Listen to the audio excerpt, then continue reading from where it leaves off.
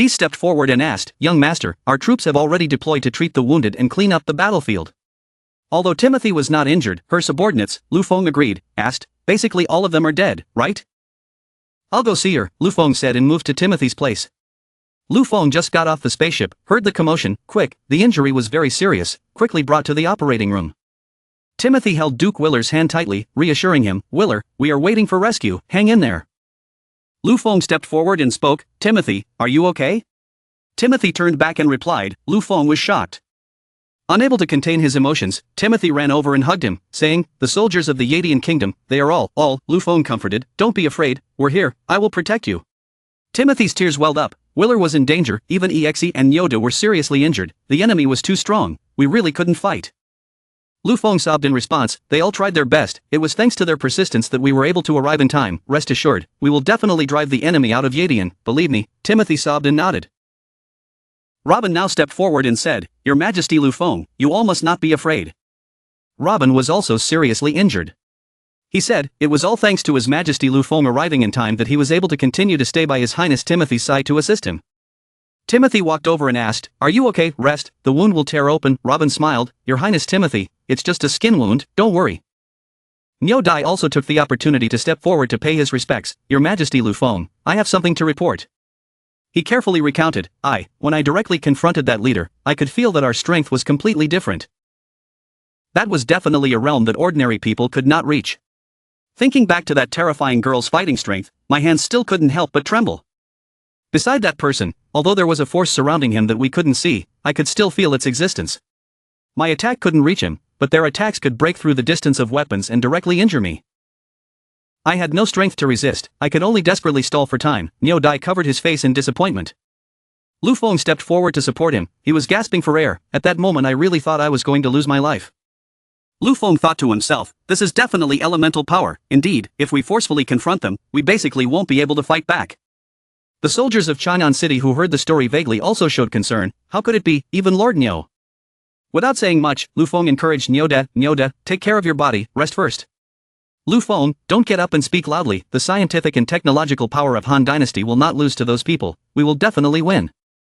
Niu Dai looked at Lu Feng with his eyes shining, "Your Majesty." Lu Feng said, "Ever since we learned that there was an unknown force operating in Yadian, we have started preparations. We will do our best to develop the Han Dynasty's armed forces, and absolutely cannot let the enemy invade easily." Lu Feng patted his chest confidently, "We have the most advanced scientific advances in weapons that the enemy has never seen before. Don't be afraid, we will definitely win." The spirit of everyone at that moment broke all fear, raised their heads and smiled at His Majesty Lu Feng. Lu Feng waved his arms high, declaring to heaven and earth, "We will never admit defeat." Everyone cheered and drove back the invaders. Han Dynasty will never admit defeat, high-tech science will never admit defeat. It turned out that Ferdinand's group was now hiding up high, watching the whole scene of Chang'an City's army. Arnold reported, "Your Highness, the injured brothers have all been bandaged.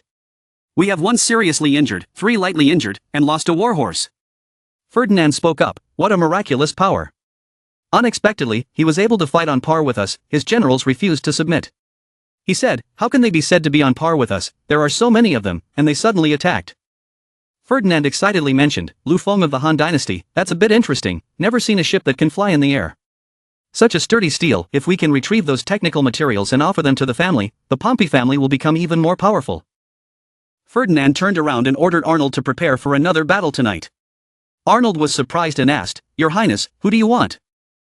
Ferdinand revealed a vicious expression and replied, "This time, I will personally command. I want to take all of those magical things and put them in my pocket." In the cold night, Nina said loudly, "Young master, haven't you gone to bed yet?" Dees quickly continued, saying that the guard station had arranged enough soldiers to take turns on duty, so there was no need to worry about the enemy sneaking up on them. Hearing this, Lu Feng laughed and replied, "Don't worry. Tonight, the enemy will definitely come again. Don't worry about me. Just go and rest, always be prepared for battle. Rest assured, no matter what, we will definitely win." By the fire burning brightly in the late night. Suddenly there was a flash of light behind him, the guard noticed it and glanced in the direction of it. A certain force struck a palm towards the guard. Making him scream in pain, from afar Ferdinand's group approached. The flare was fired high into the sky. Seeing this, Lu Feng inside said with a tense expression, "Here it comes." Then he loudly ordered, "The enemy is coming, all fight." Dees and Mina immediately went into battle, they said. The young master's prediction was indeed correct, and charged. On this side, Ferdinand ruthlessly killed the guard. Then, he glanced ahead and said, as expected of an enemy I accepted, reacting very quickly. Hearing that, Dees and Mina angrily shouted back, don't even think about invading Yeti in one step. As soon as he finished speaking, Ferdinand's face turned sly. He quickly replied, then we'll have to see if you can stop me. As soon as he finished speaking, Ferdinand and Dees immediately started fighting each other. While fighting, Ferdinand felt the strength of his opponent. He secretly assessed that, in the elemental sedimentary land, someone unexpectedly awakened the Terra Holy Light. Suddenly, Dees was slashed by Ferdinand, causing her to cry out in pain, it hurts. Seeing this, Ferdinand happily said, but, even if it is the same Terra Holy Light, it is no match for me. Hearing that, Dees painfully fell to the ground. She looked at Ferdinand and said in a bitter tone, damn it, it's really strong. Not stopping there, Ferdinand immediately rushed to attack Dees once more. He loudly threatened, give up your life. Seeing this, Dees calmly observed the situation. Suddenly, Mina jumped out to protect Dees. Mina said with a fierce expression, you're dreaming. At this moment, Mina's arms were shaking so much that she seemed unable to support herself any longer. Mina thought to herself, the power is so terrifying, her arm can't feel anything anymore. Let's take a chance. As soon as he finished speaking, an explosion rang out. Ferdinand stood outside and watched silently. He thought to himself, the shield was unexpectedly able to block one of his attacks. What kind of special material was it? Ferdinand took advantage of the situation. He said with a smug smile. But, luck only comes once. As soon as he finished speaking, Ferdinand immediately rushed forward to attack Mina. Seeing that, Mina looked angry, she shouted loudly, damn it. Her strength could not hold on any longer, Mina was knocked down and sent flying. Directly hit the tree trunk in front painfully. Seeing this, Lu Feng panicked and called out, Mina. He urgently ordered, quickly, send the medical team to rescue the wounded. Hearing this, the soldier immediately replied, understood. On this side, Ferdinand raised his sword high. He spoke loudly, commendable courage, I reward you with a quick death. Suddenly, Dees jumped out and kicked Ferdinand's sword hard. She frowned and said, where are you looking? Your opponent is right here. Seeing this, Ferdinand replied with interest, although small, but your cooperation is not bad. Without many words, Dees prepared his stance and was ready for battle. Seeing this, Ferdinand smiled evilly and continued, it's just a pity that you can't beat me. Now, it's time to end this drama.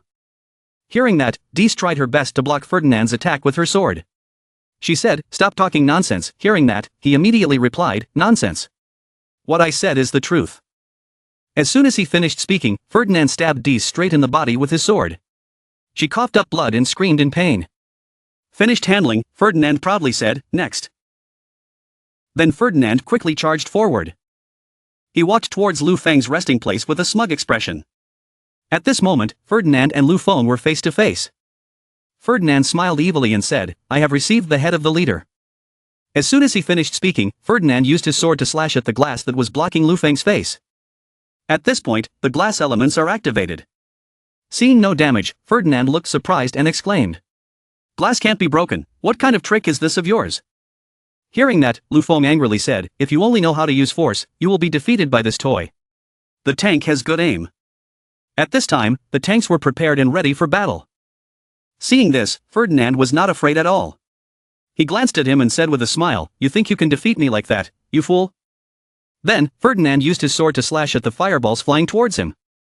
Just like that, each fireball was cut in half. Mina sat with her back against the tree, exhausted. She narrowed her eyes to observe the situation. Mina exclaimed in surprise. What, I didn't expect even a tank couldn't hurt him. At this moment, Mina thought to herself, everyone was fighting.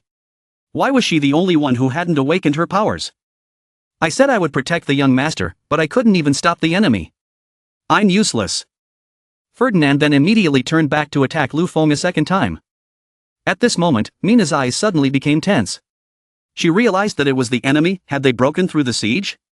She shouted loudly, young master, there is danger. At this, Ferdinand smiled smugly and said, it's over. As soon as he finished speaking, suddenly a divine force struck Ferdinand directly. It caused Lu Feng standing inside to open his mouth in surprise. Mina suddenly laughed and said, I've been waiting for you, young master. Mina held a shield in her hand, her body glowing. She smiled confidently and said, this time, it's finally my turn. Mina then immediately rushed over to Ferdinand. She fiercely warned, you are not allowed to come near the young master." As soon as she finished speaking, Mina jumped up high. Seeing this, Ferdinand exclaimed in surprise. "What?" At this moment, Mina and Ferdinand were standing face to face. Two streams of divine power surrounded them. Before Mina's momentum, Ferdinand lost his footing. He staggered and slowly fell down. Seeing that, Mina immediately took out her gun and pointed it at Ferdinand. Mina shouted, "Go die." Seeing that the situation was not good, Ferdinand immediately used his divine power to create a barrier to protect himself. But before Mina's newly awakened power, his barrier cracked. In an instant, Ferdinand was knocked to the ground. He raised his hand to wipe his mouth, thinking to himself, "I never thought that I could awaken my elemental powers while fighting." It seemed that the Terra Holy Light that the bull had just now was not a coincidence. Sedimentary land and owner here? Ferdinand looked towards Lu Feng and Mina. He said to himself, "I will definitely thoroughly investigate your background." Having said that, Ferdinand immediately mounted his horse and ran away. Suddenly, Arnold shouted loudly, "Your Highness, the battle situation is critical. The people here have long been prepared to resist, and their resistance is even stronger than we imagined." On this side, Ferdinand's men charged at the front wall, but the people did not move or react. On the other hand, in the face of their constant attacks, the local people tried their best to resist. Seeing that the situation was not looking good, Ferdinand immediately loudly ordered that fighting further would not achieve anything, so they retreated. Hearing this, Lu Feng was furious and shouted loudly, "Wanna run? Not that easy, prepare the elemental pill." Hearing that, the soldiers immediately responded, "Yes, fire." Purple elemental pills were immediately shot out continuously. Seeing that the situation was not good, Ferdinand immediately urged his horse to run away. He loudly ordered, the formation retreated and dispersed. A soldier of the Pompey family used elements to create a protective barrier. He frowned and said, "This is really difficult." Suddenly, an elemental pill pierced through his barrier. It directly hit the soldier's chest, causing him to scream in pain. Seeing this, Ferdinand secretly thought to himself, "What? He didn't expect it to be able to penetrate the elemental shield." Thinking this way, Ferdinand shouted loudly and retreated at full speed. Hearing this, Lu Feng quickly gave orders, the bullets tracked, aiming at the leader on the right side of the road. Hearing that, the soldier immediately adjusted his aim. He answered loudly and clearly, and the tracer bullets were immediately fired. They flew straight towards Ferdinand, causing him to grit his teeth and look at them. Ferdinand shouted, "Don't even think about hurting me." After saying that, he immediately urged his horse to dodge forward. Unexpectedly, the bullet immediately changed direction to chase Ferdinand. Seeing this, Ferdinand exclaimed in shock. "What?" At this moment, Ferdinand secretly thought that he never expected to be able to force the execution of this warrior to this extent. This grudge, I remember, Ferdinand used his ultimate dodge move, successfully blocking a bullet attack. Seeing that the Pompey clan had gone far away, Lu Feng said bitterly, he still let them escape. Inform everyone, stop fighting, rest, and thoroughly investigate the surrounding situation. On this side, there was a man using binoculars to secretly observe the situation. He said to himself, His Highness Ferdinand's men were unexpectedly repelled by the natives who lacked elemental power. Quickly bring this news to His Highness Simmons. Suddenly, he was discovered and surrounded by Lu Feng's soldiers. Seeing that, he took out a sharp knife. A scream rang out, blood splattered everywhere. After handling it, the soldiers hurried back to report the situation to Lu Feng. In the tent, Lu Feng's voice echoed, "You guys at the nearby mountain guard post discovered him." The soldier continued, "Yes, he fought back very well. We were forced to fire, but missed the vital spot, but somehow he still died." Hearing this, Lu Feng raised his hand to stroke his chin, thinking deeply, then said, "What a strange way to die, Terence, you said you know how to dress." Hearing the whole story, Terence quickly replied, "Yes, Lu Feng was defeated, this must be a normal soldier from the Pompey family. I think we have better response capacity." Hearing this, Lu Feng wondered and said, what he meant was, the cause of death of this Pompey clan warrior was, as soon as he finished speaking, Terence quickly replied, "That's right, this is the natural weapon of the sedimentary land, the power of low concentration elements. Red is the concentration of external elements, blue is the concentration of elements in the sediment. Familiar with the high concentration of elements in the air, once entering here, they can only rely on their protective clothing to maintain their lives. When their protective clothing is damaged, they will quickly weaken, making it difficult to continue fighting, in severe cases they may even die." Hearing this, Lu Feng pondered for a moment and replied, "Just like the lack of oxygen in high altitudes, it would produce a plateau reaction. The people in Han Dynasty are all natives, and have adapted to the elemental environment here, so they are not affected. But, there was a group of enemies who weren't wearing protective gear earlier. Was there anything special about them? Hearing that, Terence replied, we have investigated clearly, the intruder is the second son of the Pompey family, Ferdinand. I guess he is an elite vanguard sent by the clan. He must have a protective talisman that has been subdued by demons, so he is not affected. Hearing this, Lu Feng replied, that thing probably couldn't be produced in large quantities, otherwise it wouldn't be given to just one elite squad. As soon as he finished speaking, Terence continued, that thing was indeed very expensive, and the raw materials were very rare. Therefore, Your Majesty Lu Feng, the Pompey clan's probe has been completely repelled. We should take the opportunity to pursue them and cut off the possibility of them returning with news. Hearing this, Lu Feng raised his hand to stroke his chin, thinking silently for a long time. Suddenly, the door opened. Mina ran straight to hug Lu Feng. Seeing that, Lu Feng gently placed his hand on her shoulder and asked, Mina, how is your wound? Are you okay? Hearing that, Mina smiled and replied. Sorry young master, I made you worry. I'm fine, let's beat the enemy and make them run away in all directions. The morale of the soldiers was very high. The treatment side is also supported by Timothy and Axe. Now, everyone is resting in the treatment room, young master doesn't need to worry. Young master, I can still go after him to avoid future trouble. Suddenly, Mina felt tired and fell into Lu Feng's arms. Seeing this, Lu Feng shouted loudly. Mina said in a weak voice. I'm fine, I'm just a little dizzy. Hearing this, Lu Feng continued. She had just woken up, at the moment when she was at her weakest. Don't think about chasing anymore, rest well. Hearing these words, Mina was moved and gently called out 2 words. Young master. Lu Feng then turned to Terence and gave instructions. Mina and Timothy were both injured. Although the soldiers' morale was not down, their spirits were also exhausted. Furthermore, this squad's mission was probably just to scout and continue fighting. We were not 100% sure of defeating the enemy. Sometimes it will reveal more of your true strength. Therefore, temporarily stopping the battle, recovering your vitality, and strengthening your strength is the best policy. Hearing this, Terence quickly continued. It made sense, His Majesty Lu Feng thought deeply. Then I will announce my death. As soon as he finished speaking, he immediately disappeared. At this moment, Mina was lying comfortably in Lu Feng's arms. She happily giggled. Seeing this, Lu Feng asked. What's wrong? Very happy. Hearing that, Mina smiled and replied. Yeah, I won. I also awakened my power. I am no longer a burden.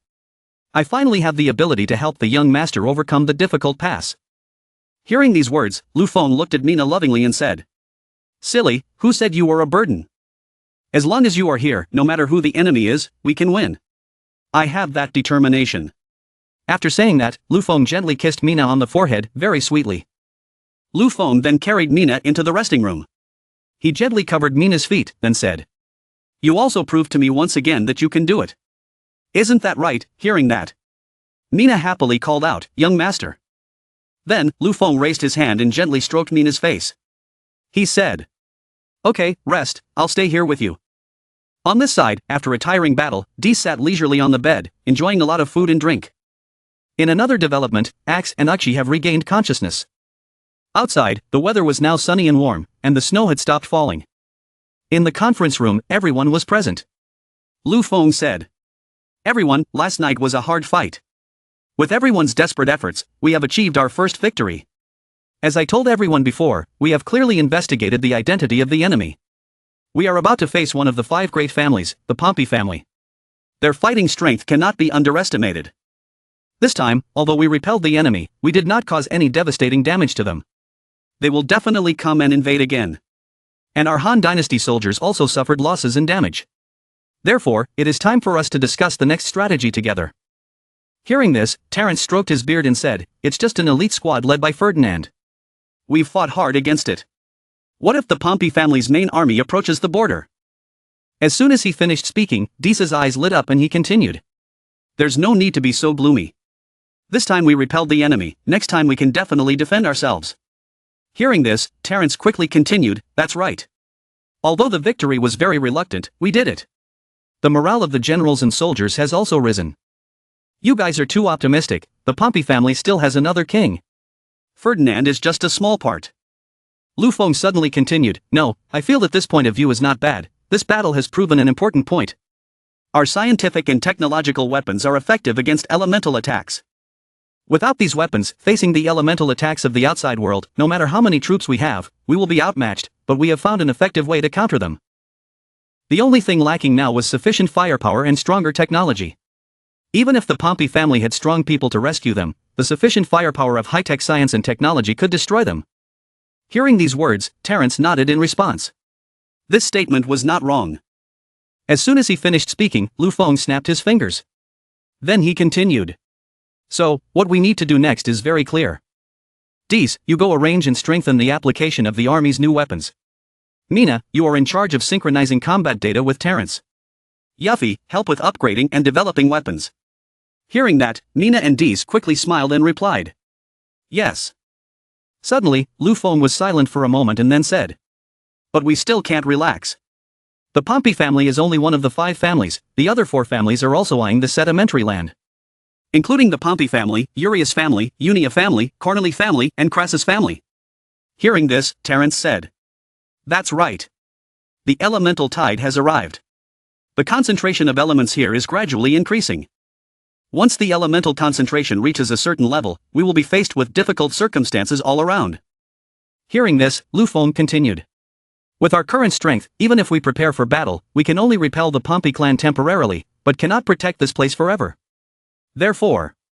Hearing these words, Timothy suddenly fell into deep thought. Her 2 hands clenched tightly. She thought to herself, forever protect this place, that's right, Yadian doesn't belong to the Han dynasty. What right does it have to ask His Majesty Lu Feng to put everything on the line to protect it? This is originally her duty. Thinking that, Timothy suddenly stood up and turned to leave. She said, sorry, I was a bit rude. Seeing this, Lu Feng and Mina both looked over in surprise. On a cold winter evening, people gathered around a warm fire, the atmosphere was very bustling and noisy. Timothy was alone, looking through the glass door. At this moment, Timothy recalled memories from his childhood. On that cold night, she silently prayed, don't be afraid, Her Majesty the Queen will protect us. Thinking of this, Timothy suddenly burst into tears. Suddenly there was a loud call from outside the door saying, Timothy, are you in there? Hearing that, Timothy was startled and quickly turned to look. Lu Feng stood outside and continued, if you need, we can talk. After regaining her composure, Timothy opened the door and walked out. She smiled and said, Your Majesty Lu Feng, I'm sorry I left so suddenly. I was a little upset. Hearing this, Lu Feng called out in surprise, Timothy. Then, Lu Feng gently raised his hand to wipe away the tears that were still on Timothy's cheeks. He said, she was crying. Hearing this, Timothy quickly wiped away her tears, she shyly said, no, this is. Seeing this, Lu Feng smiled and said, she was worried about Yadian. Timothy had tears streaming down her face, a look of sadness evident on her face. Seeing this, Lu Feng comforted her and continued, Yadian had no way to fight against the elementals, she was very impatient, and didn't know what to do, right? Suddenly, Timothy cried out emotionally, why did you say such words? Why can't you give me the last bit of dignity? Yes, the Han dynasty has the power to resist foreign enemies, although it is very difficult, but you can still see hope. My army has been completely destroyed, Duke Willer's life and death are not even clear. I couldn't protect the town of Yadian, I couldn't protect the people who followed me, Timothy covered his face and cried. Seeing this, Lu Feng hugged Timothy and comforted him. Timothy continued, I am so useless, I am a useless queen. After calming down, Timothy took out a handkerchief to wipe away his tears and said, Your Majesty Lu Feng, I'm sorry, I made you laugh. Hearing this, Lu Feng gently placed his hand on her shoulder and said, It's okay, I understand the pressure on your shoulders. At the speech, I accidentally touched your sore spot, I still hope you understand. As soon as he finished speaking, Timothy quickly replied, No, I know. Seeing this, Lu Feng continued, But I also don't regret exposing the truth, because this is the truth that you will have to face. Hearing this, Timothy was surprised and turned to look at Lu Feng. Lu Feng stared into her eyes and continued, Timothy, I will help you. When I received your call for help, I had already replied, I will save you, this rescue is not over yet, helping Yadian, absolutely not stopping at simply repelling the exploration squad like that. Faced with the difficulties ahead, the small countries in the sedimentary land must all be of one mind, right? So don't worry, I will help you until the war is completely over.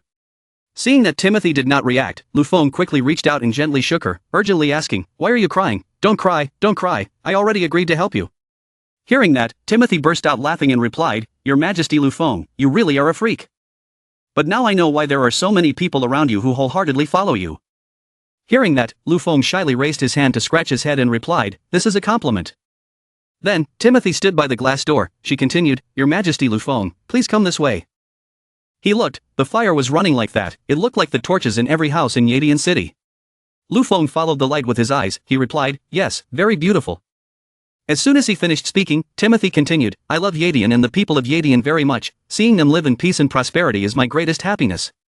Therefore, Your Majesty Lu Feng, Timothy suddenly performed a solemn salute and said, I, the Queen of Yadian, Timothy, on behalf of Yadian, am willing to become a colonial state, annexed under the rule of the Han Dynasty, and request Your Majesty Lu Feng to protect the safety of my people. Hearing that, Lu Feng quickly ran over to support Timothy and replied, Timothy, what are you doing, you are the queen. As soon as he finished speaking, Timothy quickly replied, no. It is because I am the queen that I know that Yadian has lost the ability to continue to exist as an independent country. Even if this time with the grace of the Han Dynasty we can continue to exist, but what about next time, what about the time after that? Every time you shamelessly ask for help, I have not lost my mind to the point of stealing the Han Dynasty's military secrets. Hearing these words, Lu Feng looked helplessly surprised, speechless. Timothy continued with a determined tone, if that's the case, then as queen, I must find the most correct path for Yadian, please Han Dynasty accept me and don't abandon me. Hearing that, Lu Feng sighed and replied, I know. I accept your request, Queen Yadian. Timothy saw this, Timothy looked at Lu Feng lovingly, she smiled and replied, thank you, Lu Feng Your Majesty. Lu Feng then took Timothy's hand and said, I promise you, Han Dynasty will do its best for its colonial city-states, I will do my best for you, so that together we can overcome this difficult pass and achieve victory in battle.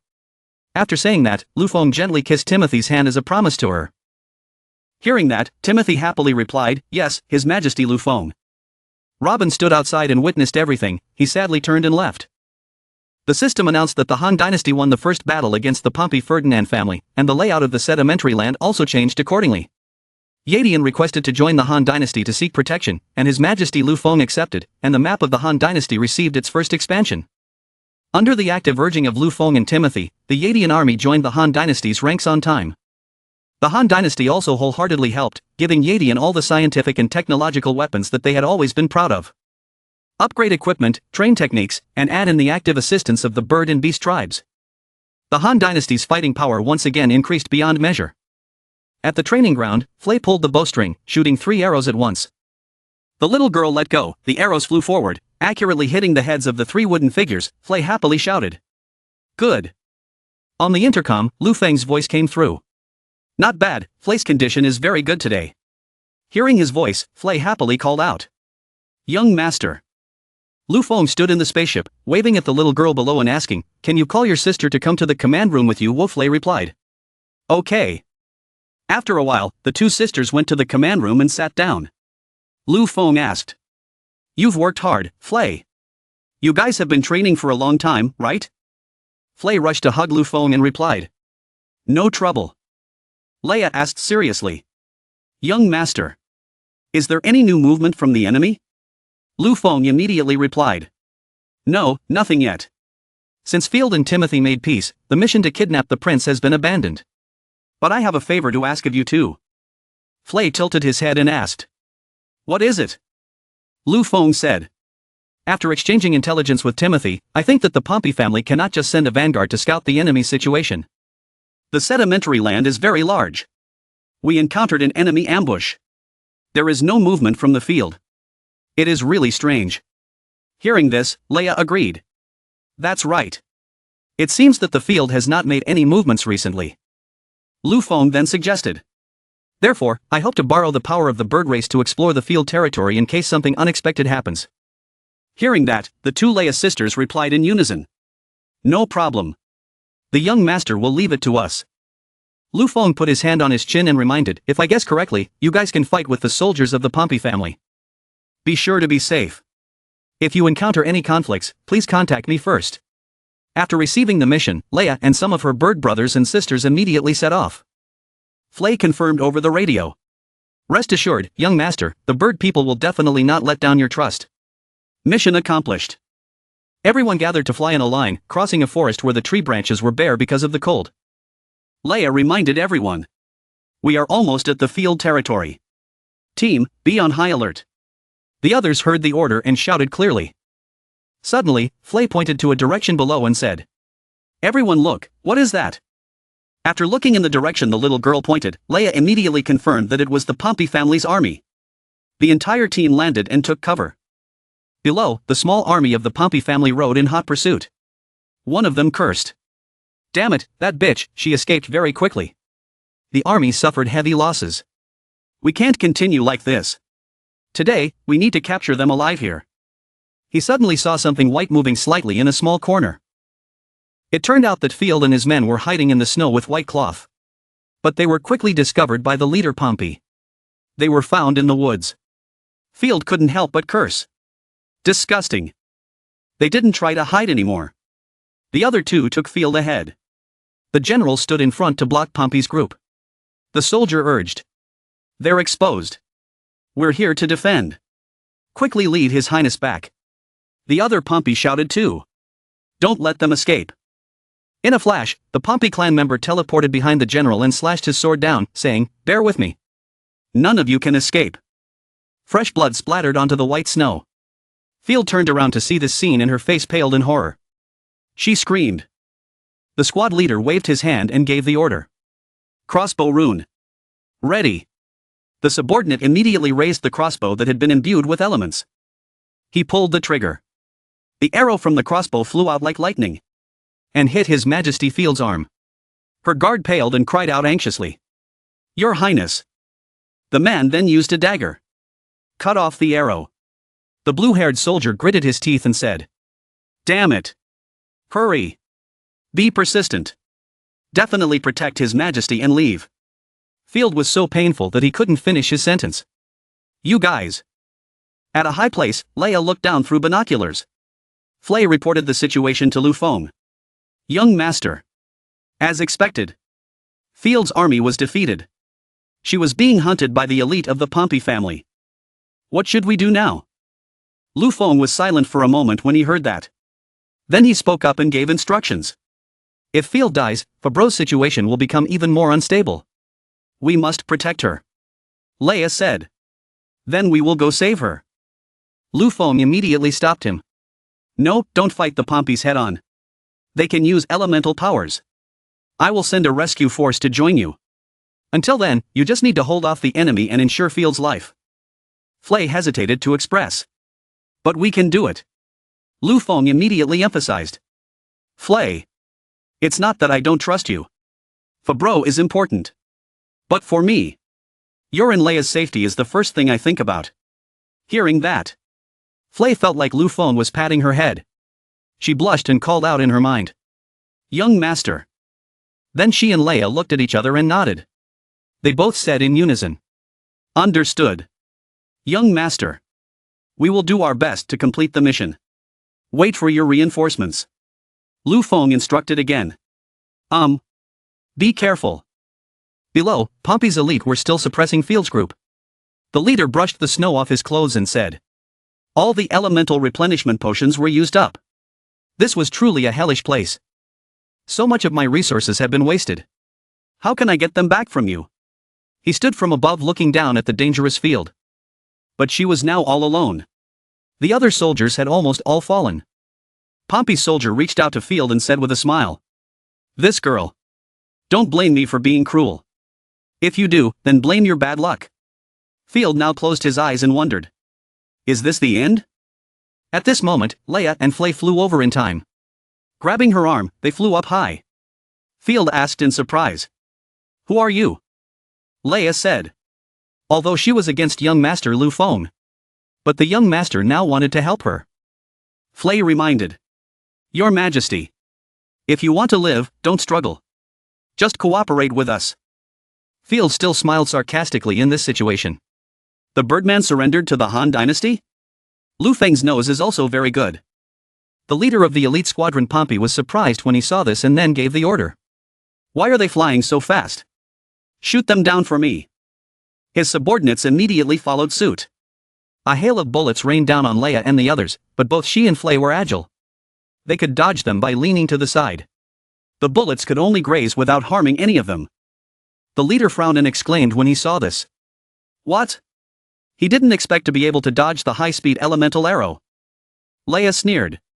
What's wrong with the arrow element? Don't underestimate us birdmen. Flay said cheerfully, let's do it this way. Send Field to the rear. The people running on the ground can't catch up with us. At this moment, the leader of the elite squad seemed angry. Behind him, 2 gun barrels protruded.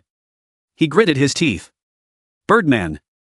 No matter if you are human or beast, you cannot escape from my hands. Get down here. With that, purple light shot out from the 2 gun barrels. From there, countless arrows flew towards the 3 Leia. She immediately shouted a reminder. Be careful. Quickly dodge. If you get hit, there's no saving you. Flay blocked with her shield. But there were more arrows. She said. The attack was too strong. Leia encouraged. Try to block. Flay. Flay confidently reassured. Don't worry. This kind of attack is in front of the anti-explosive shield that the young master gave. It's nothing. But what the little girl didn't expect was that, after the arrow touched the shield, it immediately transformed into chains and then scattered. Flay didn't have time to react. The elemental chains immediately wrapped tightly around her body and wings. She exclaimed. What? Field was also stunned. This is it, Leia shouted anxiously. Flay.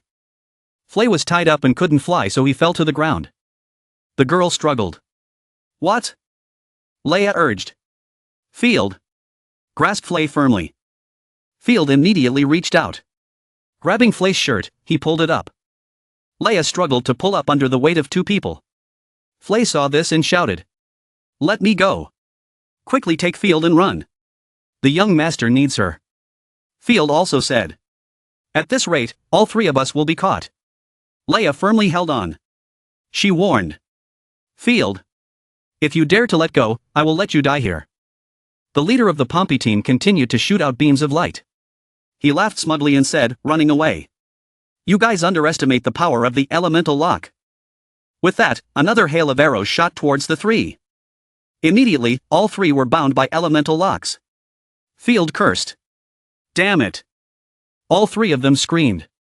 Then they fell freely to the ground. Everyone was seriously injured and frowned in pain. That Pompey said contemptuously. Oh, why not keep running? You were bragging so much just now. How come you can't fight back so quickly? Indeed. A mongrel in the sedimentary land. His strength can only be this much. Wouldn't it be better to let go early? Save my ammunition. I'll suffer less later. Flay opened her eyes with difficulty.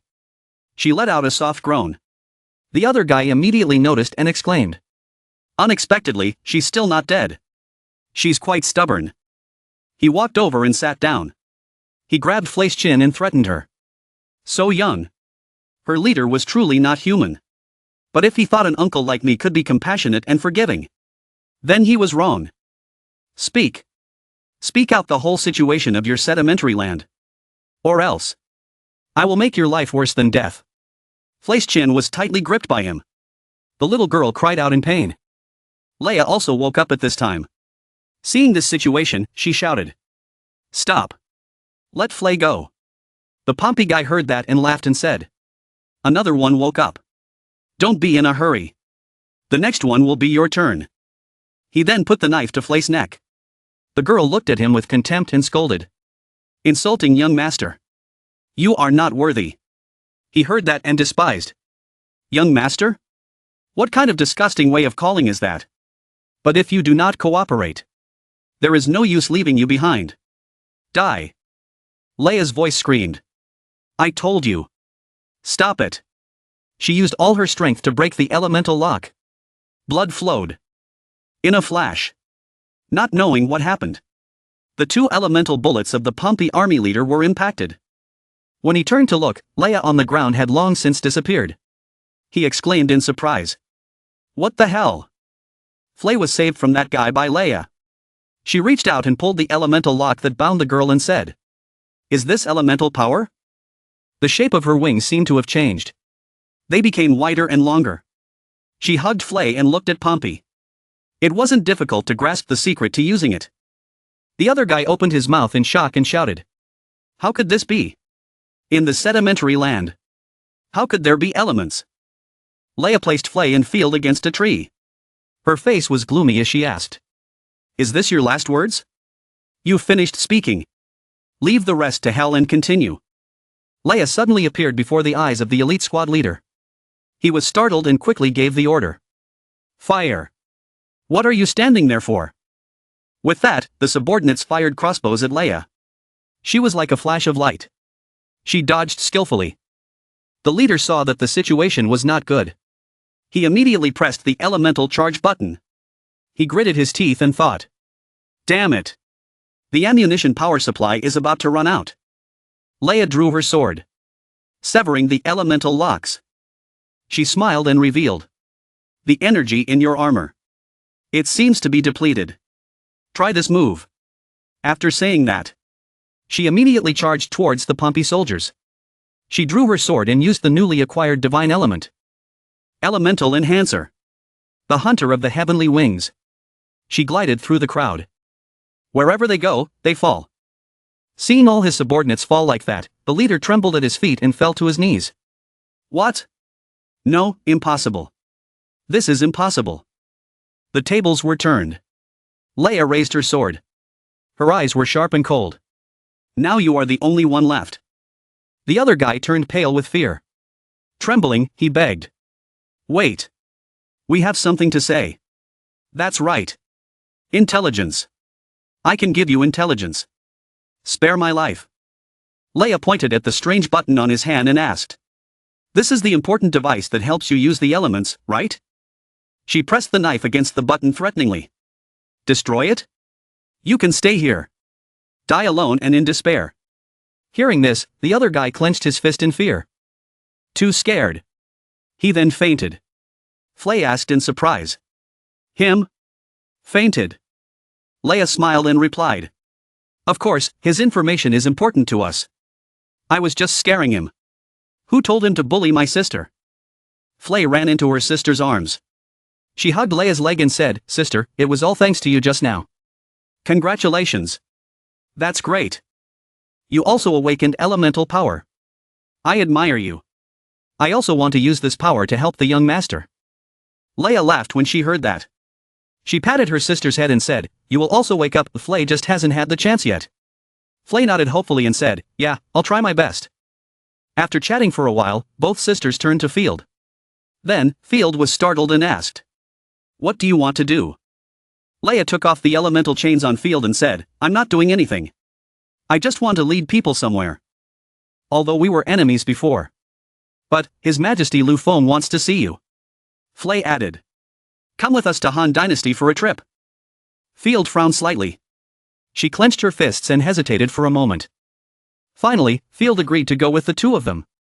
At the Han Dynasty army camp. After leading her to the door of a tent.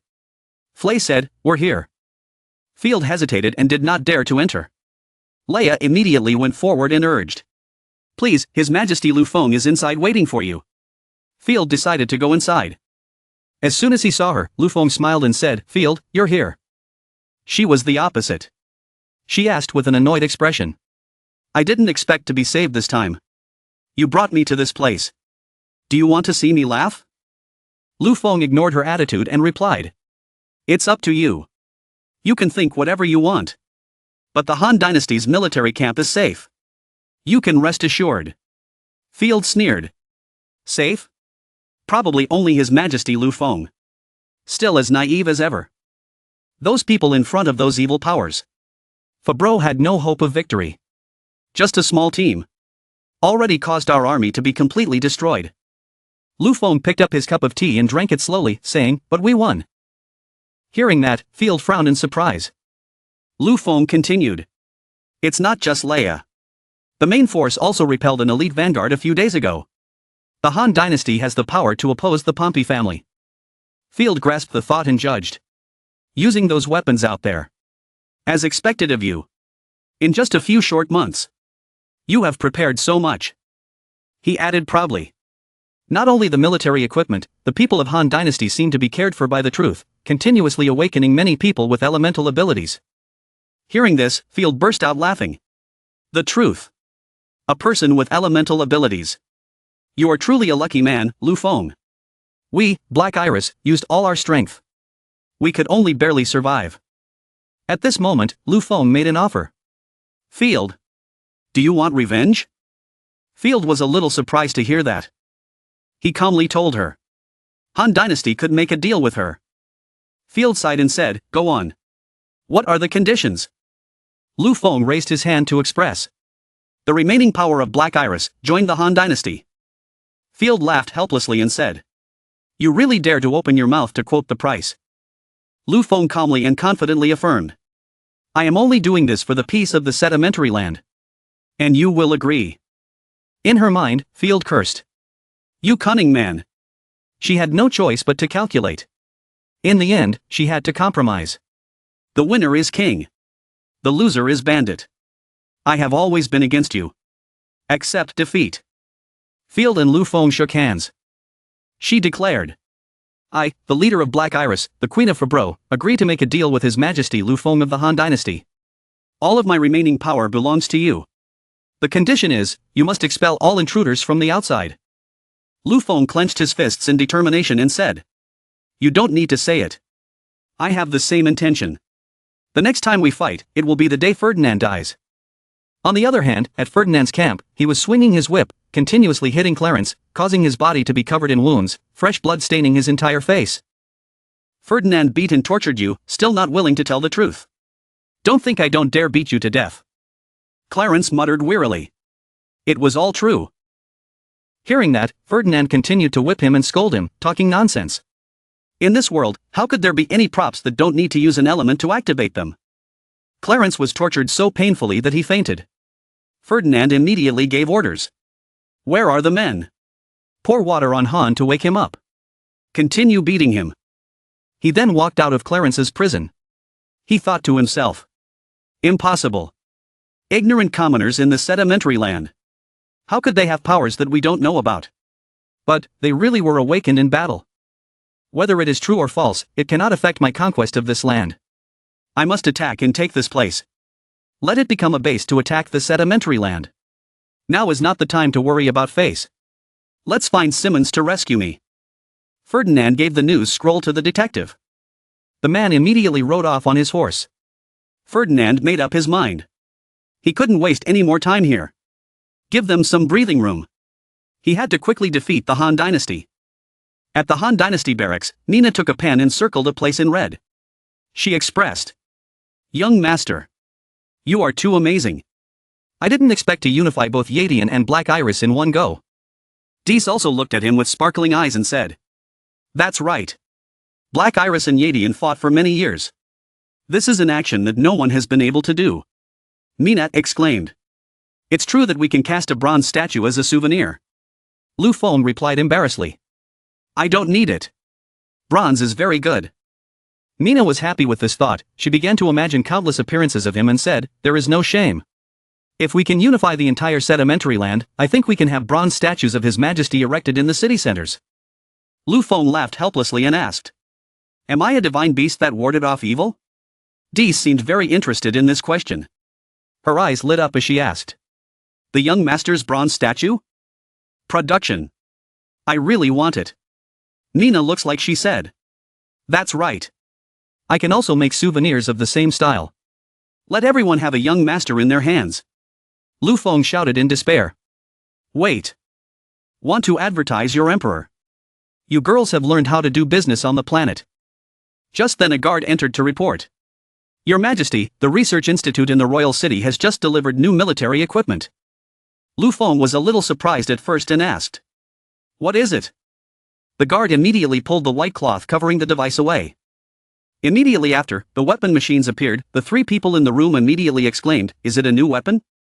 Lu Feng ran over excitedly to take a look. After a while, he confirmed that Maxim, Yuffie, and Terrence had already developed the simulation. It was so amazing. Sweeping machine gun fire and the romance of a man. Then, he immediately pulled out the communication device and connected the wire. The images of Terrence and Yuffie appeared. Mr. Terrence asked, "Your Majesty Lu Feng, have you received our new achievement?" Lu Feng happily replied, "Got it. You two are truly the gods of the Han Dynasty." Yuffie laughed and said, "It was because the young master put all his effort into finding the blueprint for us to reference that we were able to copy it smoothly. It's just that, for now, only a part of the functionality has been realized. The maximum rate of fire of 400 rounds per minute is already the limit. We will continue to improve it." Lu Feng praised. "It's already very formidable. It's enough to deal with Ferdinand." Nina now spoke up in confusion. "Young master, I don't understand what you're talking about. Is this a new gun? Even more powerful than a handgun? It looks very heavy. Ordinary soldiers can't hold it. Lu Feng confirmed. That's right. This isn't a gun that can be held in the hand. But it is a large killing machine. Mina heard that and her eyes lit up as she asked. A large killing machine. It's called Maxim. Young master, quickly tell us a little bit. Lu Feng shook his head and refused to say no. He winked mysteriously and said, this is our secret weapon. Keep it secret for now. I have a hunch. We'll soon be able to see its heroic fighting stance. Arnold knelt before Ferdinand and reported. Your Highness. The army is fully organized. Ferdinand looked at the soldiers before him and asked with a dark face. Is this the entire army that the family sent? Arnold hesitantly replied. Yes. I have tried my best to check but... Before he finished speaking, Ferdinand was already angry. He clenched his fist and waved out an elemental force. That blow directly destroyed the weapon rack in front of him. He growled and cursed. Lu Feng was hateful. Han Dynasty is despicable. How dare they kill my family's warriors to this extent? But no matter what, Ferdinand still decided to go into battle. He loudly ordered, depart. This time, we will definitely raise your territory. His entire team heard the order and shouted in unison, yes. The snow continued to fall. Everywhere was covered in a white force. Suddenly, at a stretch of road, white smoke suddenly rose. This was. On the observation deck, the guard discovered this and immediately raised his binoculars to take a closer look. Through the magnifying lens, Ferdinand's army was seen marching towards the camp. The guard immediately shouted, there is an enemy. Immediately after, he fired a flare. The people in the camp immediately noticed the flare. The guards continued to shout loudly. There were cavalry coming from afar. It was Ferdinand, ready to fight. The soldiers in the camp also immediately started to assemble. Hurry, the enemy is about to arrive. After lining up, Lu Feng also came out from the tent. Mina called out worriedly. Young master, he said calmly. They really came again. This time, we must definitely destroy these intruders. Under the pouring snow, Ferdinand's army marched in shouting. Kill, avenge our brothers. They slashed elemental swords at Lu Feng's army. But at this moment, Lu Feng's soldiers lined up their shields to defend. The elemental slash collided with the shield. The attack force seemed to be very great, causing the soldier to be unable to resist and retreat slightly. The person behind immediately reminded him. Don't retreat. Block them. Dees appeared in time. A slash of Terra Holy Light cut off the slash from Ferdinand's army. She raised her sword and said loudly. You dare to invade. Last time you wounded me. This time I will pay you back double. Get your guns ready. Fire. Dees swung his sword down. Immediately after, the infantry guns fired shots at the enemy. The white snow on the ground was blown up by the shockwaves from the machine guns, obscuring visibility. Dees's voice rang out. How is it? Do you know how dangerous it is? Ferdinand gave a cold smile. After the smoke and snow cleared, it was revealed that his troops had raised their shields that had been supplemented with elements and blocked the shots from Dees's troops, without suffering a single injury.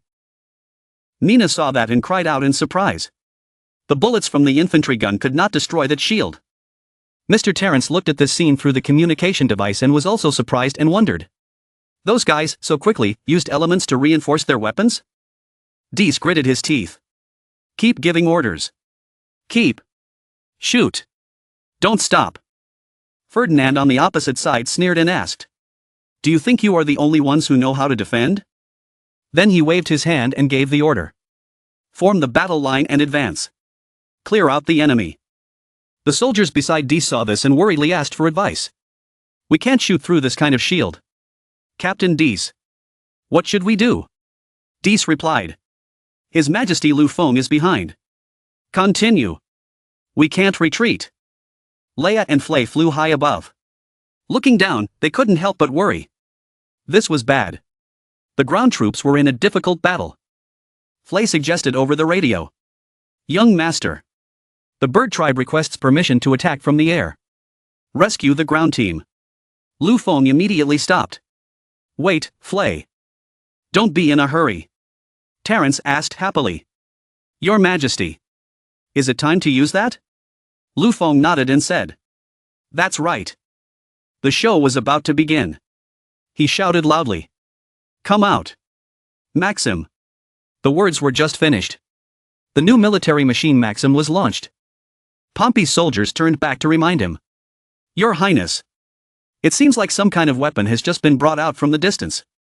Ferdinand confidently said no, there is no bullet that can break our elemental shield. Lu Feng sneered. Is that so? Then you guys enjoy a little taste of the rain of bullets. With that, he pointed his hand to signal to fire. The soldiers under his command immediately opened fire on Maxim. A hail of bullets shot out. Ferdinand, unaware of its power, continued to raise his sword and give orders. Try to resist. Continue to attack. Bullets rained down. Ferdinand's soldiers raised their shields to block them. But the unexpected happened. The bullets hit the shields. Immediately after, they passed through them and went straight into the soldiers' heads, and the shields were shattered. Ferdinand looked at this scene and widened his eyes in surprise. What? Just like that. His elemental shield was disabled. Bullets rained down. In an instant, more than half of his men were injured. Ferdinand stood there in disbelief. A soldier urged. Your Highness. Our line has been broken. Hurry up and run. With that, the other soldier was also shot through by Maxim's bullet and fell down. Arnold immediately grabbed Ferdinand's arm and reminded him. Your Highness. Let's run quickly. Dees used the walkie-talkie to report the situation. Young Master, half of the enemy has been destroyed. The rest have retreated. Shall we pursue? Terence looked at the results of his research and exclaimed with satisfaction. This Maxim's actual combat power was even stronger than we had expected. It was truly worthy of being called the power of high-quality technology. Mina said, the young master's secret weapon is really powerful. I will also go help Dees.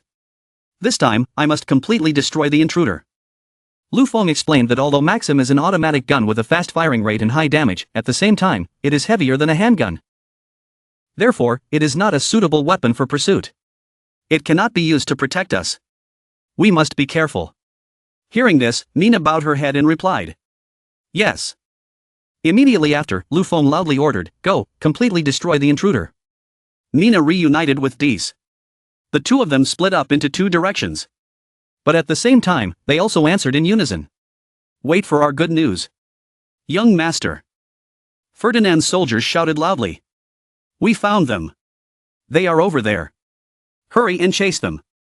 Taking advantage of the snowstorm terrain, Dees ran as fast as he could and punched one of them in the back, startling them so much they couldn't react in time. She raised her thumb to the ground, then proudly patted her chest and said, You should regret invading this territory in the first place.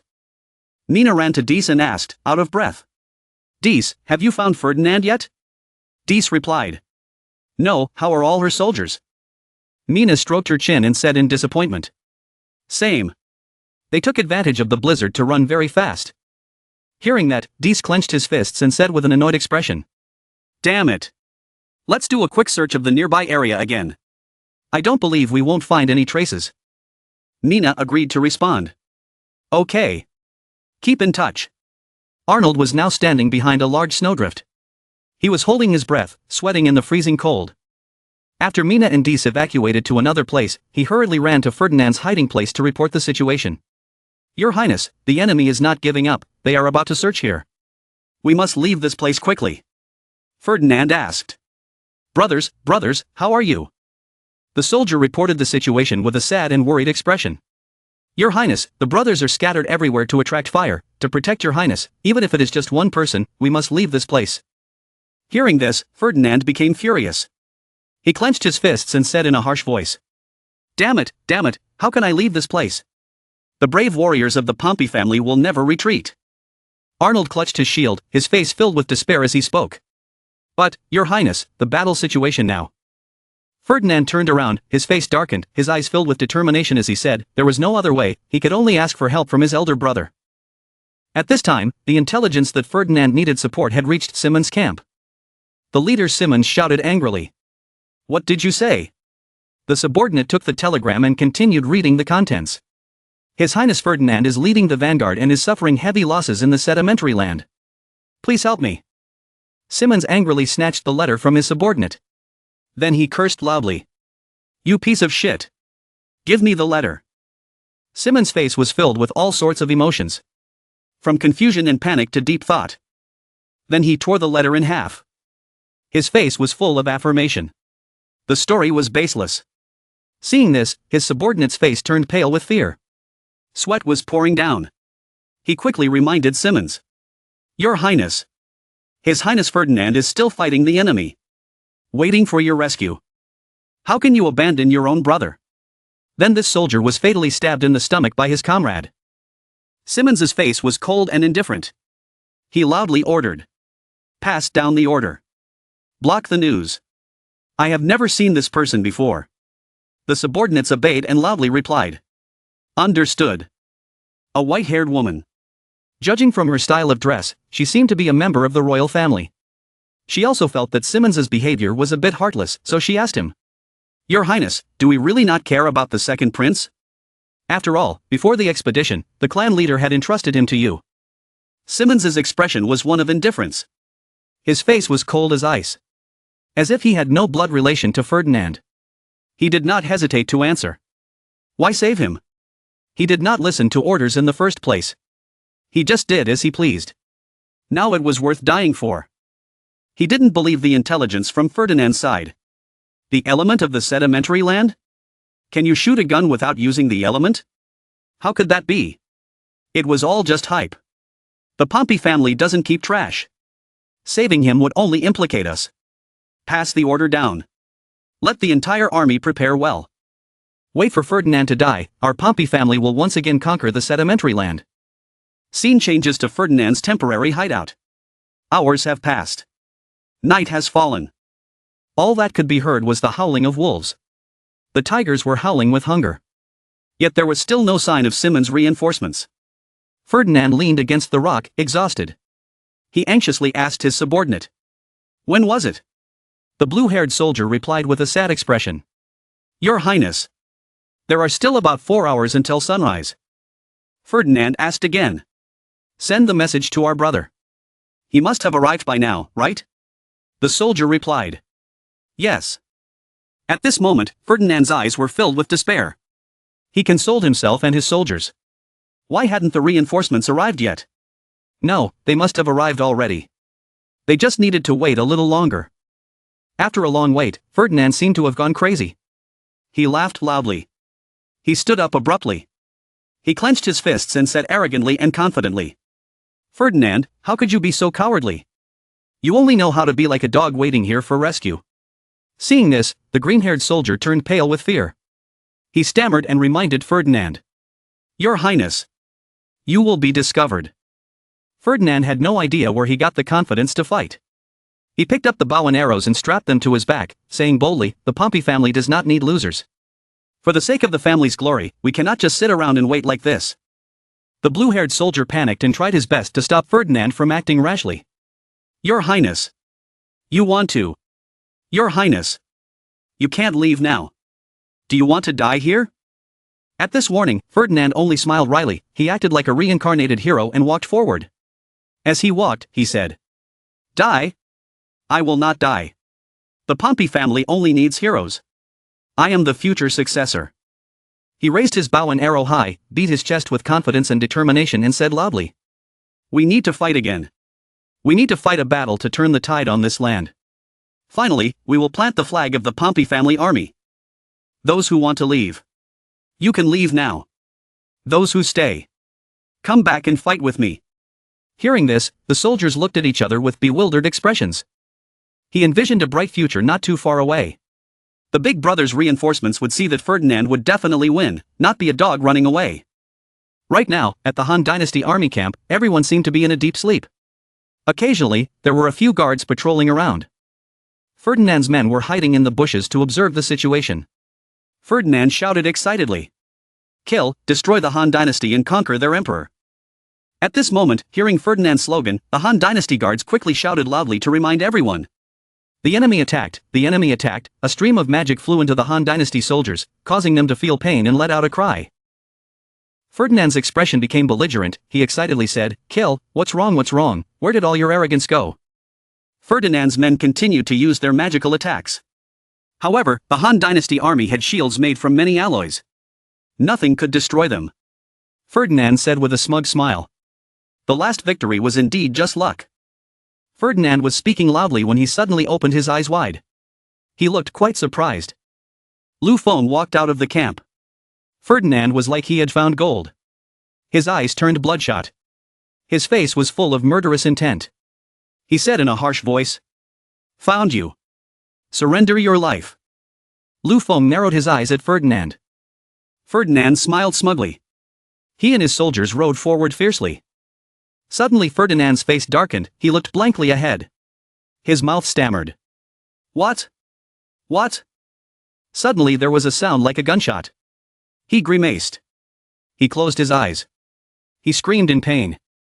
It turned out he was hit in the shoulder by a sniper rifle bullet. The laser beam turned towards the middle of his head. Lu Feng spoke coldly. "I advise you not to move around. Otherwise, you will immediately be turned into a cannon fodder." Ferdinand grimaced and said, "Sob. It hurts." Lu Feng propped his hands on his knees. He smiled smugly and said, "I knew you wouldn't be satisfied. So I specially arranged a good defense here to wait for you. As for your gift, do we like the sedimentary land?" Ferdinand the Owl said. It's you." Lu Feng introduced himself. "Emperor of the Han Dynasty. Lu Feng." Ferdinand gripped the hilt of his sword and stood up, holding the dirty sword towards Lu Feng, mouth screaming, "I will risk my life with you." At this moment, the laser's aim shifted down to the middle of his chest. Dies held two sharp knives in his hands and rushed towards Lu Feng to block Ferdinand's sword strike. With just one basic move, Ferdinand was defeated. Dies pinned his hands behind his back. Pinned him to the ground.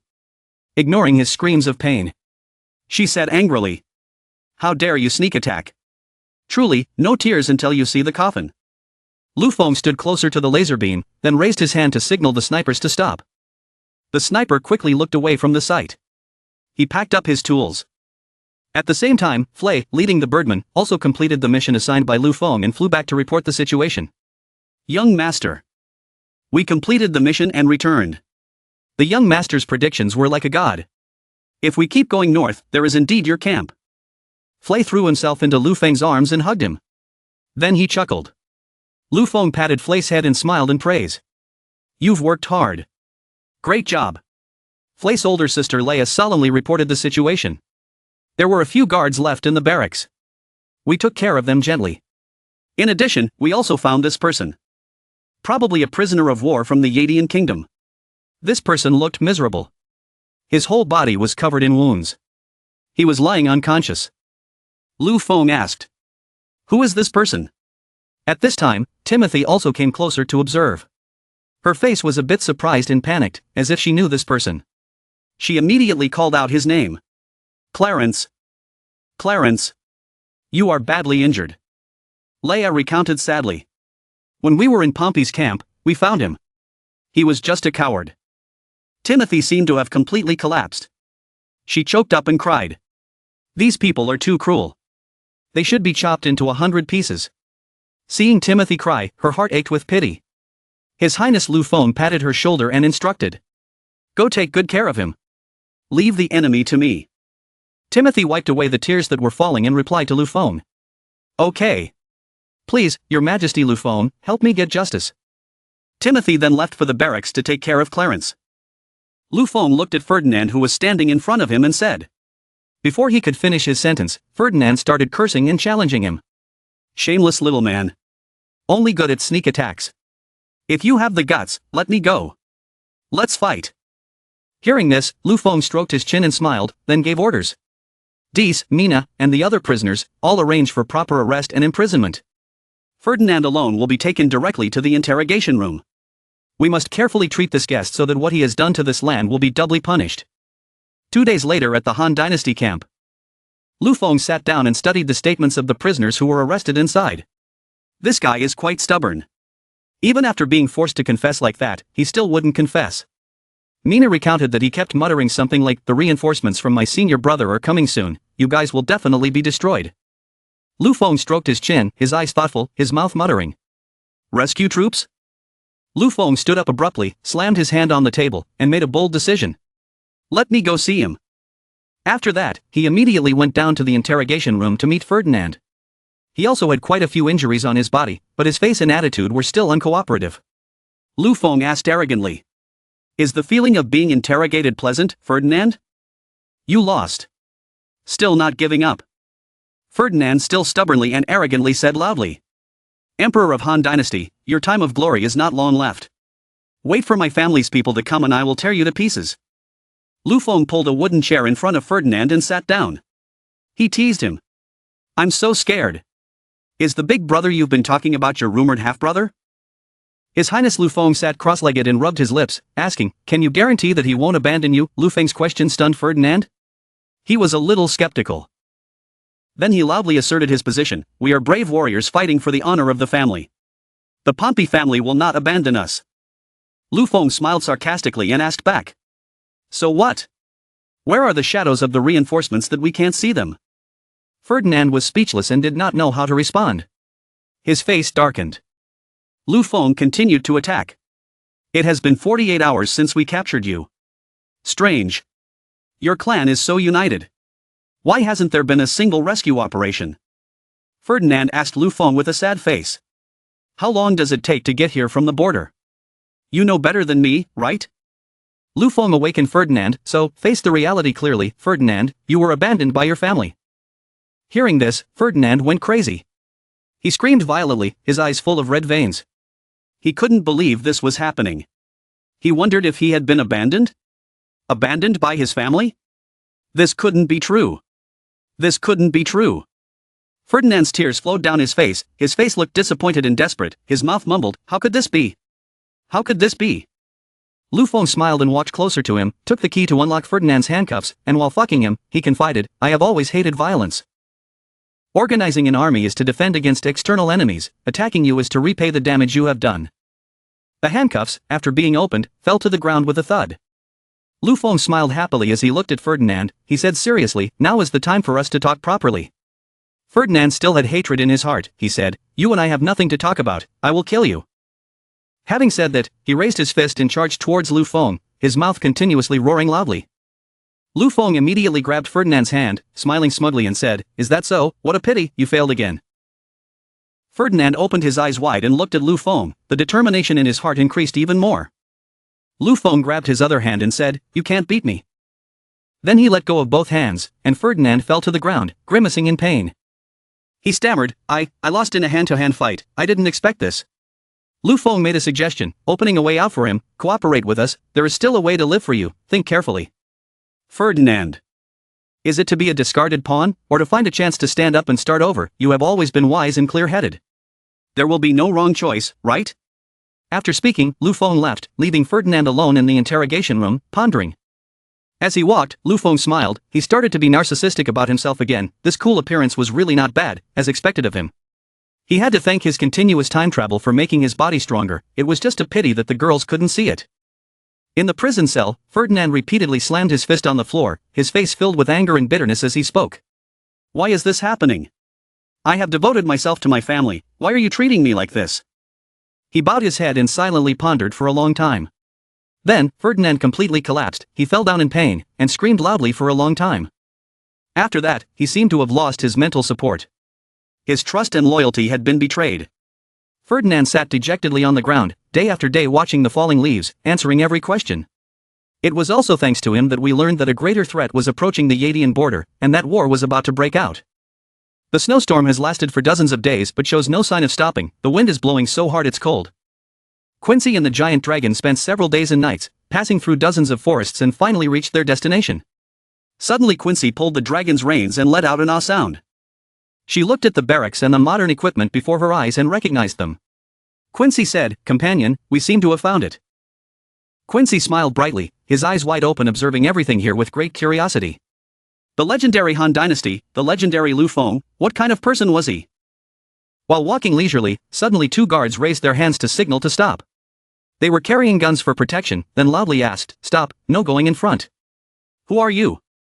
Quincy tossed her bangs to look at the things she had never seen before. She opened her mouth and exclaimed, wow, these are all things she had never seen before. It was worth the effort to travel thousands of miles here. The soldiers quickly waved their hands to remind Quincy. Hey, don't look around, who are you? Quincy got off the dragon's back, then smiled friendly and introduced himself. I am Quincy, a dragon knight, a wandering traveler. This dragon is my companion. Hearing that, the dragon knight kicked the snow under his feet, lowered his head, closed his eyes and opened his mouth as if he was smiling. The two soldiers frowned. One stroked his chin and stared at the dragon, asking, "Dragon rider, never heard of it." The other asked, "What are you doing here?" Quincy put his hand on his chest and replied with a friendly expression. "I was asked by a deceased friend to go to the Han Dynasty to meet Emperor Lu Feng. Please take me there." The two guards looked confused and embarrassed. They still had some suspicions that Quincy had bad intentions. They discussed with each other for a moment. The blonde guard looked troubled and said, "This was indeed the first time they met. Should we help inform her?" The other replied. But she had said His Majesty's real name. At the same time, Ferdinand was escorted away by two soldiers. Quincy stood at a distance and stared suspiciously. Suddenly she rushed forward and shouted loudly. "That person, isn't it Ferdinand? Hey Ferdinand, you were beaten badly." The soldiers immediately stopped Quincy. Then shouted, "What are you doing?" Ferdinand froze for 5 seconds. He said in surprise, "What?" Quincy's face was filled with delight. Joy. She laughed and shouted, "It's me. Quincy. Your longtime rival. Quickly help me explain to them. I want to see His Majesty Lu Feng." Ferdinand said with an annoyed expression. "This is really another troublesome guy." After listening to Quincy recount the Han Dynasty spy's last words before he left, Lu Feng said with a slightly sad expression, "I have received the news. Thank you for bringing the news of my compatriot's death. Han Dynasty would like to express its gratitude to you." Quincy smiled politely and said, "Don't mind it. Don't mind it. I was just asked to do something, so I'll do my best to not let them down." Then she turned to look at Ferdinand and gave him a sarcastic smile. Pointing at the wound on his body, she said, "But Ferdinand, I didn't expect you to be beaten so badly. His Majesty Lu Feng is indeed worthy of his reputation." Lu Feng smiled politely and replied, "Thank you for your compliment. I didn't expect you two to know each other." Ferdinand frowned and said uncomfortably, "We fought a few times before." Karma. Field slammed his hand on the table. He made an angry face and shouted, "Is this the time to be joking? Lu Feng. Except for my territory. My father was killed. Fabro has been invaded by these beasts. The people are living in danger. It's all your fault, you invaders. The Pompey family. You will pay the price." Ferdinand's face remained calm as if nothing had happened. He replied coldly, "Say less. How can that be our fault?" No longer able to maintain his calm demeanor, he also tapped his hand on the table and spoke anxiously. "The 5 great clans are all preparing to send out troops. If we just sit and wait without doing anything, we will be swallowed up by the other clans that have expanded and become powerful. The winner will be king, the loser will be a bandit. This is war."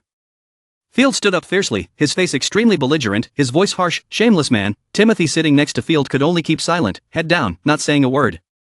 Quincy also spoke up. The 5 families were preparing to send out troops. This statement was not wrong. After the elemental tide began, the 5 great clans had long coveted the sedimentary land. They sent out troops to explore it one after another. "The enemy before us is not just a certain clan." Timothy's face darkened. He looked confused and scared. The army was like that. And 5 times as many. Quincy said with a confident smile. "But there was no need. I also felt that you guys were no match for me. I came here just to fulfill my promise. After all, your life and death have nothing to do with me. But now my perspective has changed." Hearing that, Lu Feng asked, "Do you think we have a chance of winning?" Quincy immediately answered frankly. Still no, this answer was like a slap in the face to Lu Feng. Lu Feng said with a forced expression, "Yes. That's really straightforward." "Why?" Quincy sat with his arms crossed and calmly analyzed. "Because of the difference in military strength, I have some contact with the 5 great families. They are really doing it this time. Ferguson of the Crassus clan has summoned an army, hoping to conquer Yadian. Now that we calculate, the route will only take another week, right?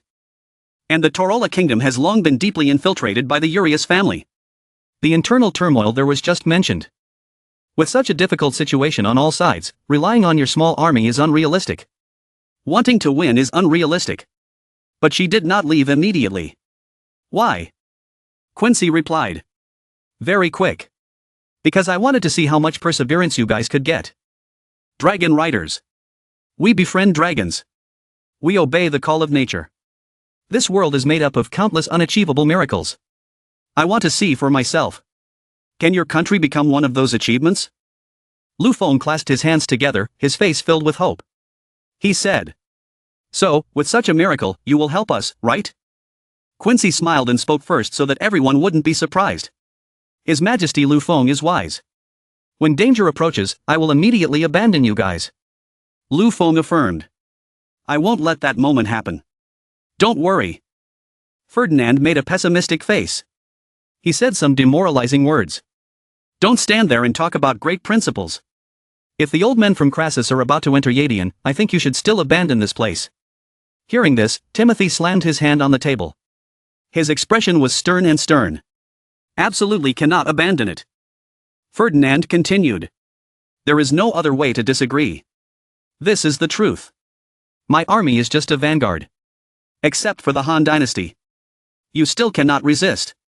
If the city is attacked, the main force of one of the 5 great families. You have no chance of winning. Lu Feng smiled meaningfully. He clasped his hands together in protest against Ferdinand. This was not certain. He quickly turned to look at Mina and asked about the railway. Mina. How is the railway construction going to Yadian? Mina replied. When the construction was handed over to Yadian, it had already started to stabilize. It should be about half completed now. Lu Feng nodded and said. Okay. Speed it up.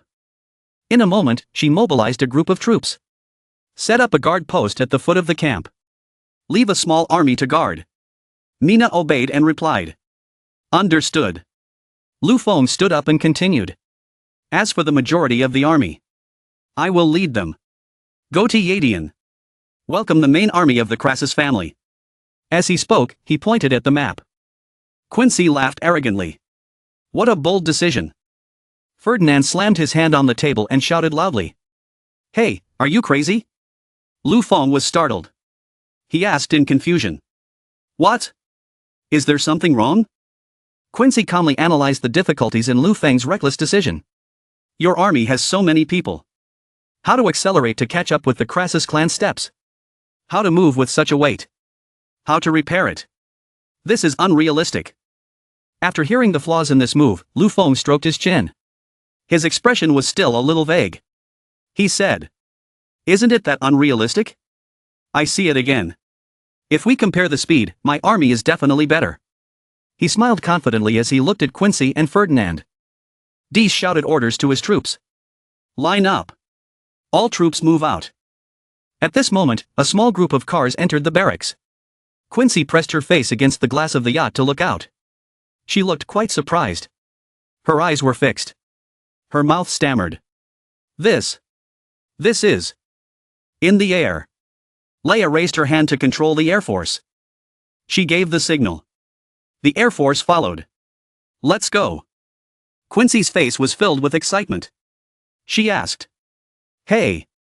Cheating people? In the sedimentary land, the troops used self-propelled vehicles and spaceships. How did you extract the elements? Lu Feng happily revealed a bit. We didn't use elemental propulsion. But the details are military secrets. Quincy asked in surprise. No elements. How is that possible? At this moment, Flay and his sister Leia stepped out. They announced. Young master, we have arrived. Lu Feng was delighted, his eyes shining brightly as he shouted, Ah! Our secret weapon has arrived. Quincy quickly turned his head to look. Flay reported the situation. Maxim is here. Lu Feng smiled and said. You've worked hard. Maxim is so heavy. Let me help. Leia panicked and didn't let Lu Feng touch it. How could we let the young master do it? We can do it. Lu Feng wiped the sweat from his forehead and said to Mina. This is fine. Mina. Mina kept the joystick still and replied. Yes, young master. Small doors appeared around the yacht. They slowly opened. A simultaneous sound rang out. The gun barrels were placed there. The enemy would not be able to detect them. Quincy said with a look of admiration. Then wouldn't it be possible to directly fight in the air? How flexible. Lu Feng smiled smugly and said. It's no big deal. Flay said with a slightly envious expression. This is great. If I were a strong man, that would be great. If that were the case, I could hold this kind of machine gun and fight. Even if I didn't have any elemental abilities, I could still fight on my own. Lu Feng could only sigh after hearing this. He coughed violently. Then, he hugged Flay and praised her. Flay's appearance is very good now. Don't be in a hurry. Regardless of whether you awaken your elemental powers or not. You are one of our members. Flay smiled happily and replied. Yes. By now everyone was present. Lu Feng stood in the middle of the room. He put his hands on his hips and said, All right, everyone. Our army has set off smoothly. We still have some time to reach our destination. Before we start the serious meeting, we still have one more thing to do. At this moment, the captain of the Air Force ran into the room, out of breath, and announced. Your Majesty. Everything is ready. Lu Feng smiled happily and said. You came at the right time. Let's go. The Air Force captain asked curiously. Your Majesty Lu Feng. I was called here. Is there something important? Lu Feng replied. Don't be in a hurry. Follow me and you'll know. Then he led everyone into the next room. Inside the room was a long and wide table. Lu Feng raised his hand and warmly invited everyone in. He said. It was very difficult for everyone to gather here. Before reaching their destination. Of course, let's have a banquet. Oh my gosh. The table was filled with delicious dishes that looked so appetizing. Sun-dried chicken. Pan-fried salmon. Fried eggs. Steamed shrimp with lemongrass. And so much more. For dessert, there was cake. Donuts. Plum jam. Quincy's eyes lit up and she couldn't take her eyes off him. Her mouth was wide open and her mouth was watering. She said, I didn't expect that there would be so many delicious foods prepared on the spaceship. Han Dynasty is indeed worthy of its reputation. This taste is also very delicious. He looked at Field and Timothy and spoke politely. Prepare to be abrupt. Don't mind. Timothy couldn't hide his joy and asked back. We also have a share. Your Majesty Lu Feng. Thank you. Lu Feng replied. Of course. This time. Everyone has worked hard. After everyone settled down, Lu Feng held up his glass of wine and said excitedly. We won the battle. Timothy and Field also successfully joined us. These are all worth celebrating. Then everyone clinked their glasses together and drank it all in one refreshing gulp. Meanwhile, the female soldier from the bird tribe brought food to distribute to everyone. Opened the lunchbox. Everyone was amazed and ate greedily. They looked so happy. Timothy praised. His Majesty Lu Feng truly loves his people like his own children. Field sat beside him and reminded him. Compared to those trivial things. Don't forget your promise. Lu Feng smiled and replied. Of course not. But occasionally relaxing intention is also very necessary.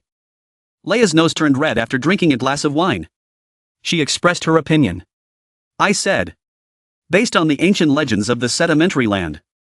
Country combined with country. Between the leaders of the country. Shouldn't it be a marriage alliance? Hearing that, Lu Feng smiled happily. Field and Timothy jumped up and down. They made faces of no acceptance. Timothy blushed. He said in panic. What marriage alliance? Field smiled gently and refused. I don't have that kind of intention towards you guys. Lu Feng suddenly made a 180-degree turn. He firmly refused. No, I don't have it. Hearing that, Timothy immediately covered his face with his hands and cried. Field stood up abruptly. Pointed his finger at his face and blamed him. Such a beautiful woman. Aren't you moved? Are you still a man? Timothy said embarrassedly. Sorry. I misunderstood. So embarrassing. Lu Feng hesitantly admitted. Wait. Timothy. It's not like there isn't one. Hearing that, Field laughed with delight. She said loudly. So it's okay. Pervert. Timothy sat next to her and chuckled happily. Lu Feng rubbed his head and said helplessly. I really can't wash it off even if I jump into the river. Leia smiled with delight. Jumped in to push the boat too. Okay. Let's get married. Let's get married. Flay looked uncomfortable. He sat there silently, not saying a word. Then she put her chopsticks down on the table. Flay rushed towards Lu Feng. He held him tightly and did not let go. He shouted resolutely. Flay did not want the young master to marry. The young master was Flay's. Flay's action made Lu Feng freeze. He had no choice but to say sweet words to her. All right. All right. Flay's intentions. I accept them, he said as he patted her head. Flay smiled. She looked quite happy. Mina angrily stood up to assert her sovereignty. Ah, Flay is so cunning. Mina got it too. She also ran back and threw herself into Lu Feng's arms. Then she said coquettishly. Mina also wants the young master.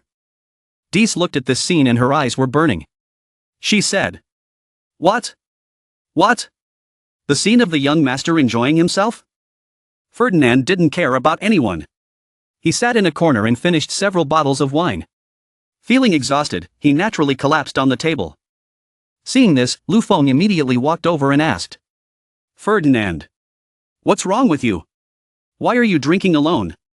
Ferdinand shouted. Don't mind me, you have everything. Let me get drunk alone. Lu Feng pointed at the packaging on the wine bottle and laughed. Get drunk. This is plain wine. You'll just get yourself full. Hearing that, Ferdinand spat out the wine from his mouth. Han angrily asked Lu Feng. How can it be called wine without alcohol? Do your Han dynasty only drink this at banquets? Lu Feng replied with a solemn expression. We are on the march now. Drinking alcohol is forbidden, of course. Ferdinand was speechless. Lu Feng pulled out the chair next to him and sat down. Lu Feng's expression was very friendly as he said, although there is no wine to cheer you up, I really want to hear your troubles. Ferdinand fell silent and pondered. Then he warned. You all should take advantage of this time to live comfortably. Wait for the army of the 5 great families to arrive. You will not be able to laugh. Lu Feng stroked his chin and smiled confidently as he asked back. Really? Are you sure we will lose? Ferdinand slammed his hand on the table and affirmed firmly. You guys don't know anything about the future strength of your enemies. Only the Pompey family had an army of 100,000 men. They would sooner or later level the sedimentary land. Completely conquer this place. Lu Feng was silent when he heard Ferdinand say that. Then, he said to Ferdinand, optimistically and cheerfully. I feel like these words are a bit familiar. That's right. Before I fought you, someone warned me like that. Ferdinand replied irritably. I think you're mocking me. But I have no proof. Ferdinand seriously reminded Lu Feng. You are being too careless. Even if you can beat me, it can only be said that my strength is not enough. Ferdinand brought up evidence to make Lu Feng more convincing. How many people are in my army? Fighting us has made you use all your strength, right? What about the others? They have no fighting power at all. Hearing Ferdinand say that, Lu Feng did not respond. Timothy and Field were also angry and didn't know what to say. Ferdinand roared loudly. The people of the Han dynasty will eventually become Pompey's prisoners. Don't you care? Quincy replied while eating. Although there was a high chance that I had misunderstood what he said. But still. Lu Feng interrupted Quincy and replied to Ferdinand. The descendant of the Pompey family. With such a result, shouldn't you feel optimistic? Quincy smiled and thought of something. She continued. That's right. I know. Could it be? Quincy happily jumped up and patted Ferdinand on the shoulder. Aren't you worried about these people? Aren't you moved by their culture and atmosphere? Don't you hope they die a miserable death? You really are very thoughtful. Ferdinand felt embarrassed. He loudly replied. Shut up. Go die for me. Lu Feng was so happy that he changed his gender. So that's how it is. Ferdinand. Thank you for accepting us. Ferdinand was right on target but didn't want to admit it. He snapped. I told you it wasn't true. Shut up. But I hate casualties and I see no need to fight. You had better surrender to the Pompeys immediately. I guarantee it. The Pompeys will not mistreat you. Lu Feng replied cheerfully. Thank you for your kindness. But we will not surrender. Ferdinand was surprised. Why? Lu Feng calmly explained to Ferdinand. We know that the races outside the sedimentary land have extraordinary potential and mature elemental control. We cannot fight this. But we also have our weapons. Lu Feng continued optimistically. That is the natural element and the power of science and technology. With these two weapons of ours, I believe we will not lose to anyone. Ferdinand was quite surprised. The power of science? Are you guys talking about these spaceships and guns? But their firepower is limited after all. Mina smiled meaningfully and replied. Limited? Who said that? Mina continued to explain to Ferdinand clearly. It seems you still do not fully understand our Han dynasty. The power of our science is not inferior to the elements. Mina questioned Ferdinand. I ask you. Have you ever seen a device that can transmit images thousands of miles away? Have you ever seen a machine that can hold sound? Have you ever seen a car that can move without human power? Mina pointed straight at Ferdinand and firmly added. You haven't seen it, so don't think we can't beat it. Ferdinand was stunned. Sound, images? You are about to face real war. What do those powers have to do with military? Lu Feng replied calmly. You are wrong, Ferdinand. In the face of war, intelligence power cannot be underestimated. Furthermore, the military strength of the Han dynasty is not weak. Why don't I give you an example? For example, the cake is the royal city. And your army wants to attack the city. How do you prepare? Ferdinand answered confidently. Choose the gate with the weakest defense. Attack with all your might in response. Lu Feng replied happily. Reasonable judgment. But how do you judge which gate has the weakest defense? Ferdinand was still confident. Then send a detective or an insider. Next, Lu Feng used a simulation to describe the next step for Ferdinand to understand. Lu Feng said. Okay. You succeeded. You found out that the north gate is the most suitable. So start dispatching troops. But the defenders are not blind. They quickly discovered your actions. Ferdinand interrupted and proposed a countermeasure. Isn't this simple? Send a group of men straight to the north gate. Let the detectives investigate again where to mobilize the most people. Lu Feng also happily replied. Okay. This time it's the south gate in the opposite direction. Ferdinand resolutely picked up the soldier teddy bear. He answered loudly. Then go through the south gate. Take the opportunity to rush in early. Lu Feng calmly replied. Okay. You succeeded. If only we both had the same communication ability. Ferdinand was stunned. What? Lu Feng explained further. Have you ever thought about how to contact the detective? Even if the fastest way is to send a letter by pigeon, it would take at least half an hour to cross the Han dynasty's royal capital, right? Ferdinand was surprised. You're talking about that box that can transmit images to the doctor. Lu Feng reached for the phone. He replied slowly. That's right. Fly back and forth. You need an hour. Our army only needs. In the middle of speaking, Ferdinand was stunned when he saw and heard the images and sounds coming through the phone. Hello, hello. Can you hear us, Your Majesty Lu Feng? Are you looking for us? It was Ellie's image and voice that came through. Ellie was screaming when she saw everyone having a party. You guys are so cunning. You dare to have a party behind my back. Mina smiled and replied to Ellie. The food is delicious. Ellie cried. You're so annoying, bullying me, I can't beat you. Seeing Mina and Ellie talking to each other on the phone, Ferdinand was stunned. He didn't know how to start the conversation because he was so surprised. Ferdinand asked Lu Feng. Where are those two? This is. How is it done? Lu Feng also answered Ferdinand. Ellie and Lelisa are in the Han dynasty's royal capital.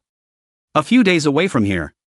As for the principle, it would be very complicated to explain. You can consider this as a part of high-tech science. Mina was still standing in front of the screen. She smiled slightly and continued Lu Feng's words to Ferdinand. Otherwise, how do you think we would have been able to quickly find out your information? Ferdinand could only stay silent and listen in a daze. Then, Ellie hurriedly reported the news to Lu Feng. That's right, young master. Yuffie asked me to deliver it to you, under working day and night to optimize. Maxim finally completed version 2.0. Ellie transmitted the image to Lu Feng for a clearer view. This was the image sent by the Research Institute. The experimental product was being dispatched to the front line. Image of guns and bullets continuously hitting the target. The image of Yuffie smiling when the test was successful was clearly transmitted by Ellie to Lu Feng. Ellie happily asked Lu Feng. How is it, young master? Yuffie is waiting for your praise. Lu Feng happily approached the screen. he replied to Ellie. Very well done. You've worked hard. Wait for me to come back. Thank you in person. Ellie also quickly replied. There's nothing worth reporting back. If the young master has anything, he can contact me at any time. We're in the royal city waiting for you to return. Lu Feng cheerfully agreed. Okay. Everything depends on you guys. Lu Feng then turned around and said to Ferdinand. How is it? Do you believe it this time? Han Dynasty isn't just for show, right? Losing to us. You won't lose. Ferdinand was puzzled. He asked Lu Feng. Tell me quickly, giving these secrets to an enemy like me, what is your ultimate intention? Lu Feng just replied comfortably. Intention? No, I just want to prove to you. Han Dynasty is worth cooperating with. Ferdinand was stunned. Cooperation? Lu Feng replied with a smile. To be exact, cooperation with your family. Lu Feng continued to speak more convincingly. You also said it. The Han Dynasty's strength is not enough to deal with the 5 great clans. The reason why the 5 great clans risked their lives to enter the sedimentary land was because of the elemental power that suddenly appeared here. We wanted to protect our territory. You all only craved power. If that was the case, wouldn't joining forces between the Han Dynasty and the Pompey clan be a good choice? Tangying City, one of the important cities of the Han Dynasty. Lu Feng and Mina were flying towards the airship. Mina reported the situation to Lu Feng. Young master, our entire army has arrived. Avery has also gathered here from Haiyan City. We can start with 2 days to prepare. Lu Feng asked again, where is Ferdinand? Mina replied, he and Field had left the spaceship under the protection of the soldiers. Went to the inn to rest. Mina replied with a slightly downcast face. He didn't agree with us that day. What a pity. At that time, Ferdinand rejected Lu Feng. I accept your good intentions. Your Majesty Lu Feng. But it's a pity. I still think you guys don't have the qualifications to negotiate with my family. Ferdinand was quite resolute. In the face of absolute power. All are childish tricks. This is my final warning to you. Lu Feng sighed at that moment. Just relying on this really is no way to convince you, right? Fine. Lu Feng said confidently. But don't jump to conclusions yet. Tomorrow we will go to Tangying City. There we will reorganize. Take this opportunity to learn a little about the customs and people of the Han Dynasty. Lu Feng left another chance for Ferdinand. After that, it's not too late for you to decide. Timothy asked Lu Feng in doubt, Your Majesty, I have some doubts. Timothy expressed his concern. We should really deploy the Han Dynasty's national power to Ferdinand. Just in case. Lu Feng replied quite comfortably. Although I really wanted to say in a cool manner, don't worry. We can defeat all enemies. But the truth didn't allow me to do so. Everyone sat quietly and listened to Lu Feng continue. The Han Dynasty's national power was prosperous. But facing the 5 great clans head-on was still not enough. This matter involved thousands and tens of thousands of Han Dynasty's commoners and all of us. I didn't want any danger. Dees quickly showed that he understood, so we need to attract allies with greater power. Ferdinand is the best choice. Timothy was still worried. Although he was very reluctant. But this was the only way forward. But how could he convince Ferdinand? He would not easily give up his family's pride. Avery added. That's not certain. Based on Terence and the others' intelligence, the fighting within the Pompey family is very serious. Maybe we can start there. Lu Feng was excited. That's right. Finding common interests can be convincing. Mina approached Lu Feng and explained. Ferdinand's biggest competitor was within the Pompey family.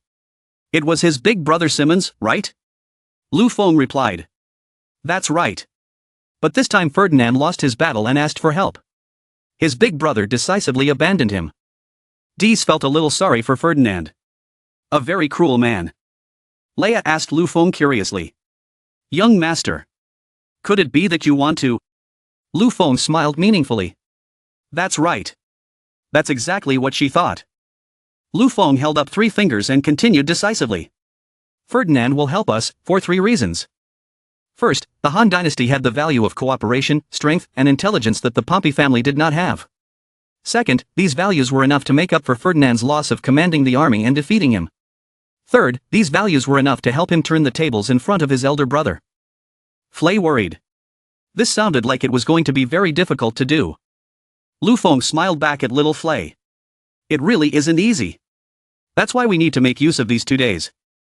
Lu Feng shouted to everyone to increase their victory spirit.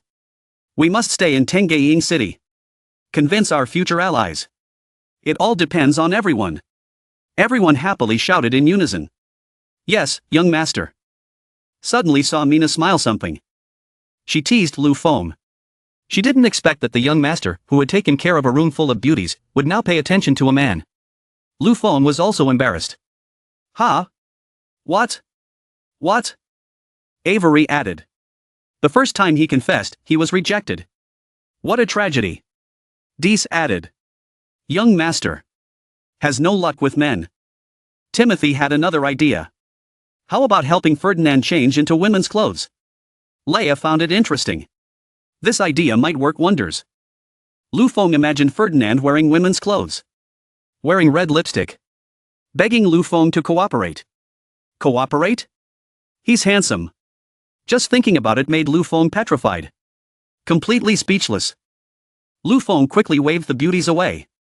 He said, don't joke about such a scary thing, girls. Hurry up and do your main business now. Mina still wouldn't stop teasing Lu Feng. The young master is angry. Let's run away quickly. As the girls left, Lu Feng looked at them and smiled affectionately, thinking to himself. They still have the energy to joke around. It seems like their mentality isn't bad. How can we convince Ferdinand to cooperate with us? It's still better to choose the gentle policy first, right? Scene changes to a motel in Tengying City. Ferdinand was looking around the room he was in. This was the Han Dynasty's common residence. It was quite special. While leisurely observing everything in the room, the voice of the staff member came from the radio. Your Highness Ferdinand. Can you hear what I'm saying? Ferdinand was surprised to hear that. He noticed the walkie-talkie. This special technology was not something that was used exclusively by nobles. The walkie-talkie spoke. It seemed that he had gotten through. I am Clarence. It's almost noon. What do you want to eat today? Ferdinand thought for a moment and then replied. After lunch, I can do it all. Speaking up to here, Ferdinand thought to himself. The knight asked him. What does he want? Clarence replied on the radio. If that's the case, I'll take you on a tour. I'll go find you now. Then Clarence took Ferdinand for a walk. Clarence introduced him to the next intersection. The next intersection was the street food stall. I heard the food there was delicious. If you come to Tengying City, you must try it. Ferdinand was confused. Really? Ferdinand just thought. This guy is too enthusiastic. Is he here to take charge of me? Is he trying to take the opportunity to take revenge? Clarence looked at Ferdinand with an uninterested expression. Clarence asked Ferdinand, Your Highness. You don't seem very happy, do you? Or are you thinking about my interrogation earlier? Ferdinand was stunned by the words. He was discovered. How sharp. Clarence then pushed open the door of the restaurant. Calmly said to Ferdinand. The stance leads to. You don't need to mind. Now, you and Han Dynasty are allies. We knights will not draw our swords against our allies. Entering the crowded restaurant. Clarence excitedly said to Ferdinand. Now I hope you can enjoy life here without any worries. The food on the table looked extremely diverse and attractive. Seeing that luxurious table of food, Ferdinand was very confused. Is this the restaurant of the Han Dynasty people? The food is rich and nutritious. I didn't expect there to be wine. Ferdinand was filled with contemplation. In Pompey, a life of this level could only be enjoyed by the nobility. I thought the Han Dynasty was like that too. But they were unexpectedly so rich and full. The owner of the restaurant now warmly presented the menu to Clarence. Welcome, welcome. What would you like to eat today? Clarence asked again. Does your restaurant have anything you would like to recommend? The owner enthusiastically introduced them to Clarence and Ferdinand. There are many. Charcoal roasted duck, boiled chicken with rice, beef stewed in soy sauce, steamed lamb ribs, fish salad, stir-fried offal, stir-fried seasonal vegetables, spicy and sour soup, and also western fruit juice, southern wine, northern wine. My shop has delicacies from all over the world. I guarantee you will be satisfied. Ferdinand was surprised. Impossible, even fresh. Fruits are things that are difficult to keep fresh. How can you transport them? Hearing Ferdinand's question, the owner enthusiastically explained. I understand. You are from outside, right? You don't know the customs of our Han Dynasty. He spoke in great detail. It is rare in other places. But we have steamships running from north to south, from east to west. Goods from both countries can also be traded very quickly. As the waitress was bringing out fresh fruit juice to the two guests, the boss smiled and said, "How about this? I'll invite you two to try the fruit juice first. If you're satisfied, you can order more later. If you're not satisfied, I won't take your money." Ferdinand took the glass of juice and drank it immediately. He didn't even need a straw. After drinking it, Ferdinand felt like he was awakened. All his senses were awakened. Ferdinand could not help but give this juice compliments. This is the taste of fresh, good quality fruit pressed out. There are also lychees and mangoes inside. The two most difficult to preserve. Ferdinand thought to himself at this moment. He didn't expect that he could actually let the common people enjoy such high-level technology. Who knows, the national power of the Han dynasty really is beyond my imagination. Delicious food was quickly served to Clarence and Ferdinand. Ferdinand. After eating, Clarence asked Ferdinand's opinion. The charcoal roasted duck tasted really good. Your Highness Ferdinand. Does the food here suit your taste? Ferdinand nodded. Not bad, not bad. Ferdinand thought to himself. The food is indeed fresh and plentiful. If such a transportation capacity could be used for military purposes, the Han Dynasty army's food supply could be permanently replenished without any problems. No one can beat them in a long battle. Behind Ferdinand. There are two guests asking for the boss. Boss, it's almost time. Turn on the TV. I heard that this play has a birdman participating in the performance. It would be a pity to miss it. Ferdinand was surprised again. Acting? Clarence saw Ferdinand's reaction. He asked, Your Highness, do you also like to watch plays? I heard that this is the first performance of a new play from the Han Dynasty Theater. It's really lucky to be able to see it at the right time. Ferdinand was curious. Is the Han Dynasty Theater here to watch? The boss came over at the right time. He picked up the remote control and turned on the drama. Okay. There's really no way with you guys. It's just starting now. The TV was just turned on. The people in the restaurant were already buzzing with excitement. Great. Just in time. I heard this was a story about three heroes who started from nothing. Great. In the play, a character in white is sighing. The character with the long beard speaks. A great man fights for the country. Why is he sighing? Ferdinand looked at the TV in amazement. This was a technology similar to long-distance video transmission on a spaceship. The characters on the TV were still talking. The three of us became sworn brothers. Let's join forces and do something big. This is too good. The play was still on. Ferdinand asked Clarence curiously. The performance at the Han Dynasty Theater could be broadcast here so easily. And it was also shown free of charge to the common people. Isn't this kind of technology specialized for military use? Clarence, on the contrary, found it even more difficult to understand Ferdinand. Military use, of course not. Clarence enthusiastically introduced it to Ferdinand. This was a technology that, after His Majesty Lu Feng's reforms, had benefited the common people. His Majesty believed that the people needed to broaden their minds in terms of culture and entertainment. Therefore, he invested heavily in this area. Of course, in addition to free broadcasting, the best plays would also be preserved on CDs and tapes for sale. The income was very good. For example, the CD set about the dramas The Three Oaths of Peach Garden, The Common Man, The Oath of Heroes and The Golden Orchid. The CD set costs 98 dong. We look forward to your order. Ferdinand thought in surprise, the audiovisual storage technology could unexpectedly be used like this. In his homeland, only the wealthy could afford to go to the theater to enjoy expensive operas. Ferdinand continued to think. The common people in the lower class can't even touch the edge of a door in their entire life, let alone broadcast a CD. Looking at the people in the restaurant still engrossed in watching the drama on TV, Ferdinand was even more surprised. He had underestimated them if he had thought that the sedimentary land was just a barren land with elemental power. Thinking like that, if we ally with Han Dynasty, it doesn't seem like a bad thing at all. After the two finished eating and left, Clarence excitedly asked Ferdinand. How satisfying, enjoying delicious food and watching the whole play. Life is really good. Does your Highness want to go shopping somewhere else? Ferdinand replied, I don't have any goals. Are there any other specialties in Tenggaying City? Clarence quickly said, speaking of specialties, why not try that one when you come to Tenggaying City, the mountain city? His Majesty also reminded me to take you there tonight. Ferdinand heard that and wondered, that thing? Clarence happily replied, the hot springs, of course. Inside, Lu Feng and the beauties were already waiting. Dees was eating cake. Seeing the two people coming in, he greeted them. Oh, Clarence and Ferdinand are here. Lu Feng added cheerfully. Did you have fun today? Clarence happily replied, thanks to His Majesty's blessing, it was very fun. Ferdinand was a little curious. You guys. Ferdinand shouted loudly to blame Lu Feng, unexpectedly bringing so many women to bathe together like that, has no sense of shame. Quincy chuckled teasingly at Ferdinand, not expecting him to be so naive. Ferdinand's face turned red. Timothy whispered to Field. He was blushing, was he thinking about something dark? Field replied. 89% of the time he thought it was a mixed-gender bath. That's what men are for. Nina came out from inside, happily greeting.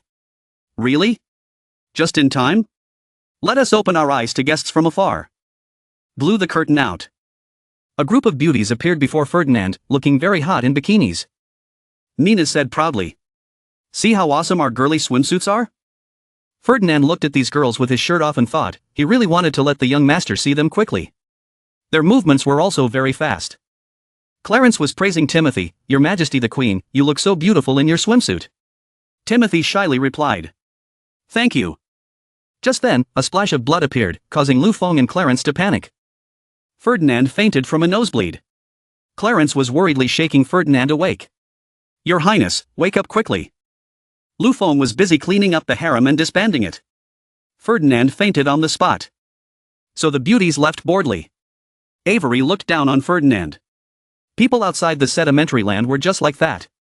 Flay regretfully expressed, if possible, I would like to bathe with the young master. Leia quickly reminded Flay. Flay, this statement is very dangerous. Mina was busy asking Lu Feng's opinion. So, young master, is my new swimsuit pretty? Lu Feng is very affectionate. He happily replied. Of course, very cute. Lu Feng did not forget to compliment the other beauties. The clothes all fit everyone very well. The therapeutic effects of Tenggaying City hot springs are very good. Everyone, forget all your worries tonight. Let yourself enjoy it. All the beauties responded. Clear. Inside the hot spring, warm smoke was spreading throughout the room. In the men's bath, Lu Feng was feeling very relaxed. Wow, it's so warm. Soaking in a hot spring in winter is really enjoyable. Clarence flattered Lu Feng. He chose Tenggaying City to rectify the situation. His Majesty is truly wise. Ferdinand, who had not yet fully recovered, was dragged down to soak in the hot spring and was lamenting. Your Majesty Lu Feng. Those women are too scary. Clarence was delighted to see Ferdinand speak. Your Highness. Are you awake? Lu Feng replied calmly. It's okay, everyone is lovely. Ferdinand was so embarrassed that he could not say anything more. Ferdinand began to sit still with his hands clasped. Ferdinand clasped his hands and chanted. The woman retreated. Women will affect the speed of my sword drawing. Purity of heart and desire. Clarence just stared at Ferdinand and said to Lu Feng. A holy light appeared behind His Highness. Lu Feng sighed. You've transcended, Ferdinand. In the women's bath, Ferdinand was calm and was startled by Nina's voice. Nina was happily saying loudly. I think I heard His Majesty praise us as cute. Seeing Nina say that, Dees also added. Speaking like that, the young master is right next to him. Flay quickly replied, the hot spring is very comfortable. Thank you, young master. Someone reminded Flay. Flay, be careful. The strap is falling off. Over in the men's bathroom, Ferdinand was fiddling with something. The voice from the ladies' room rang out again. What's the big deal? We're all women, why don't we take it all off and take a bath? Stop. Don't take off my bathing suit. Lu Feng and Clarence on this side were blushing. It was truly heaven outside. Ferdinand forced himself to be grumpy. Han Dynasty women were all very scary. Lu Feng patted Ferdinand on the shoulder to comfort him. Everyone is very happy. Ferdinand is still not used to our customs. Ferdinand was silent and embarrassed for a moment. Ferdinand then replied to Lu Feng while scratching his head, the lives of the Han Dynasty commoners were completely different from Pompey's. Lu Feng switched to waiting mode. He said to Ferdinand, I am willing to listen to your story in detail. Share it. Ferdinand began to confide. Here, the difference between commoners and nobles is not great. The diverse races can coexist peacefully. There are also all kinds of new and interesting toys. Ferdinand continued sadly. Pompey did not have those things. I have to admit that I once again have a different view. Your Majesty Lu Feng. I once thought that the land of the sedimentary land was full of uncivilized barbarians and slaves. Lu Feng replied comfortably. I accept this reward. For the sake of enriching the lives of the common people. We really put in a lot of effort. Ferdinand's eyes lit up. He said with a glint. Those so-called new high-tech things were all thought up by you alone. It's too miraculous. Clarence replied to Ferdinand on behalf of Lu Feng. Of course, His Majesty Lu Feng is a genius favored by heaven. Not only is his science and technology high, even his culture and food are of very high quality. Lu Feng smiled. That's too much praise. Lu Feng thought to himself. I can't tell you guys. Those things are products of Earth. Lu Feng asked Ferdinand. How about it? If you can convince Pompey and the Han dynasty to cooperate, we agree to gradually sell these techniques to your family at a reasonable price.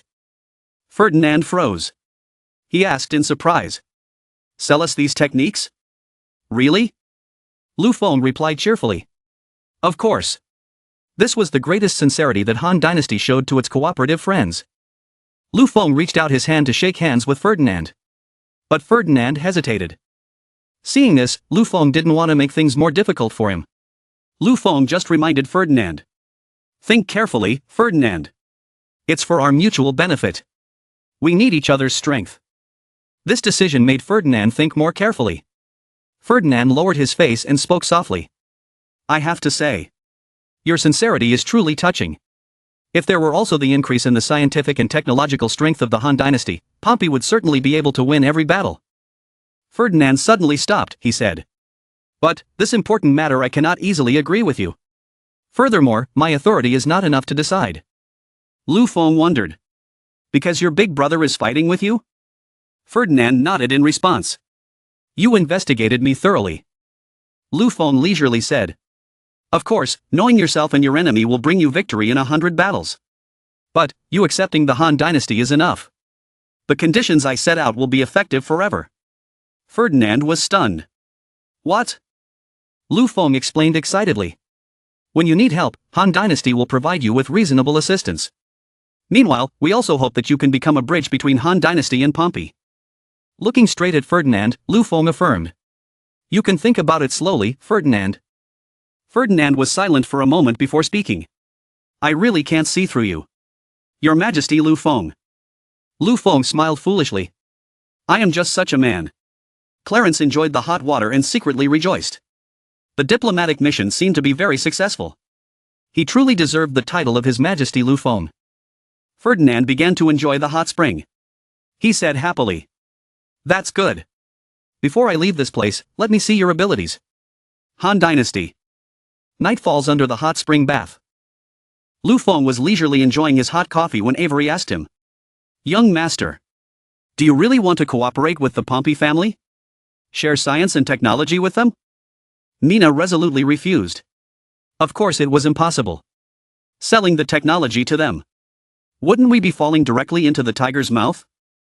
Avery pondered. If that was the case, then the young master saying these words to Ferdinand was just diplomacy, right? Lu Feng smiled and replied. Of course not. I was serious. This answer made Mina and Avery angry. Lu Feng slowly explained to the two of them. As the ruler of a country, I naturally would not sell out my country for glory. Technology is not the same. It will constantly improve and change. For example, guns and mobile phones. For us, they are already outdated. But what about those who have not been exposed to high technology? Use them as a means of exchange. There is nothing that cannot be done with friendly relations. It is beneficial for both sides. Avery exclaimed. So that is how it is. Mina praised. The young master is wise. Put down the coffee cup. Lu Feng spoke softly and carefully. As if these things could be thought about slowly. He said. The big thing at hand is to protect Yadian.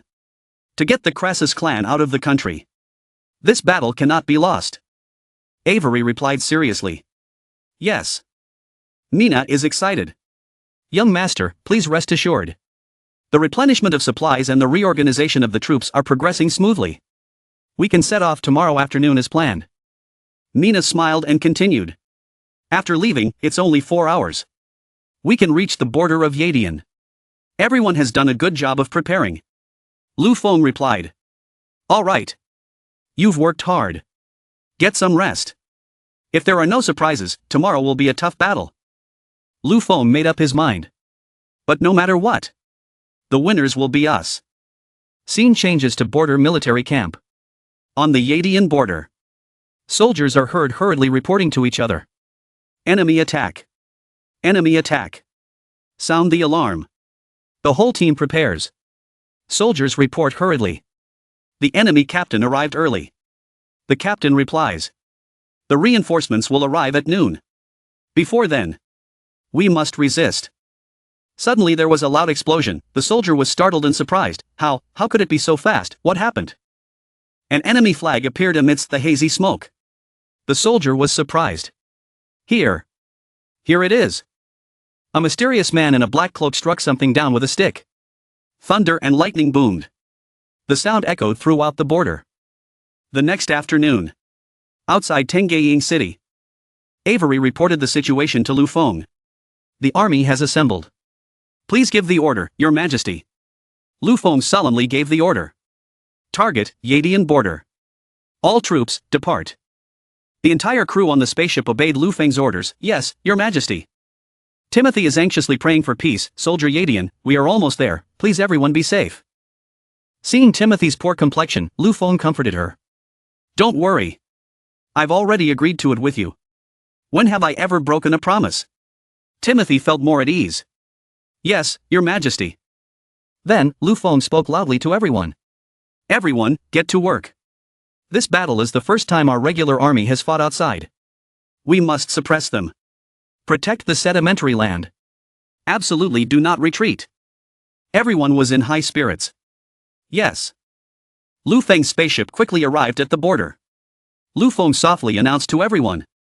Finally arrived. The border of Yadian. Quincy quickly discovered something strange. Everyone, look quickly. What is that? Lu Feng was shocked as he looked down. He shouted. It's warfire. All troops, prepare for battle. Timothy gasped in horror. Looked over there. It was the border guards. The border guards are having a hard time. A soldier said worriedly. Captain. We're about to collapse. Another soldier added. Captain. We don't have any bows or arrows. The captain is helpless. The difference in strength is too great. Captain. We have no chance of winning. But the brave captain remained steadfast. He shouted to his soldiers. Don't waste your words.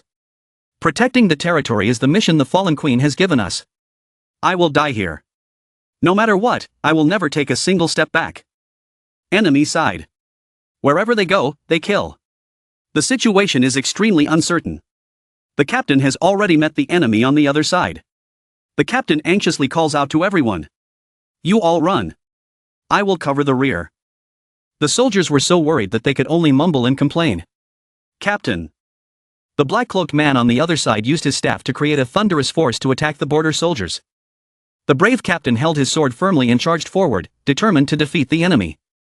The two soldiers behind were having to shield themselves from the thunder and lightning that was coming down. Just then, a bullet was fired and was flying towards him. The captain escaped death. The two soldiers behind signaled. Captain. Look over there. It turned out that Lu Feng's spaceship was approaching. The soldiers cheered happily. The reinforcements had arrived. Timothy looked through the window of the spaceship. Saw the soldiers were safe. Heaved a sigh of relief. Great. Made it in time. The other 3 people from the other squad were still alive. Lu Feng's face also softened. Ordered Dees below. Dees moved closer to observe the enemy's condition. The ground troops were well prepared to fight. Dees received the order and responded. Understood. Then he steered the spacecraft forward. After a while of probing, Dees shouted. Got it. Young master, please look. Lu Feng looked at the enemy and assessed them. They were indeed worthy of being called an army of 10,000. In terms of numbers, they were already one level ahead of us. Lu Feng took a closer look. He saw only one person commanding. he exclaimed in surprise. But there was only one general. The leader looked at Lu Feng's convoy. He said disdainfully, "Why are there reinforcements coming? No matter how much territory there is in the sedimentary land. It's just scratching an itch." He raised his staff high. "Form a magic circle," he said madly. "Go. My lovely puppets. Deal with them." 10,000 soldiers heard the order. Eyes red. Madly charged forward. Kill. Timothy looked at the attacking troops. His face was filled with panic. "Your Majesty Lu Feng. The enemy has launched an attack." Lu Feng calmly picked up the walkie-talkie and said, "Mina, Avery. Are you ready?" Mina and Avery sat on the tank. They had been ready for a long time. They spoke with great enthusiasm. "Young master, please give the order. We can welcome the enemy at any time." Dees quickly shouted. "Ah. Wait for me. I want to go too." Lu Feng took the radio and gave orders. "Open fire and repel the enemy. Protect Yadian's defense line." The three people received the order with determination. Charge. As soon as these words were spoken, bullets from the tank were fired continuously, shooting towards the enemy.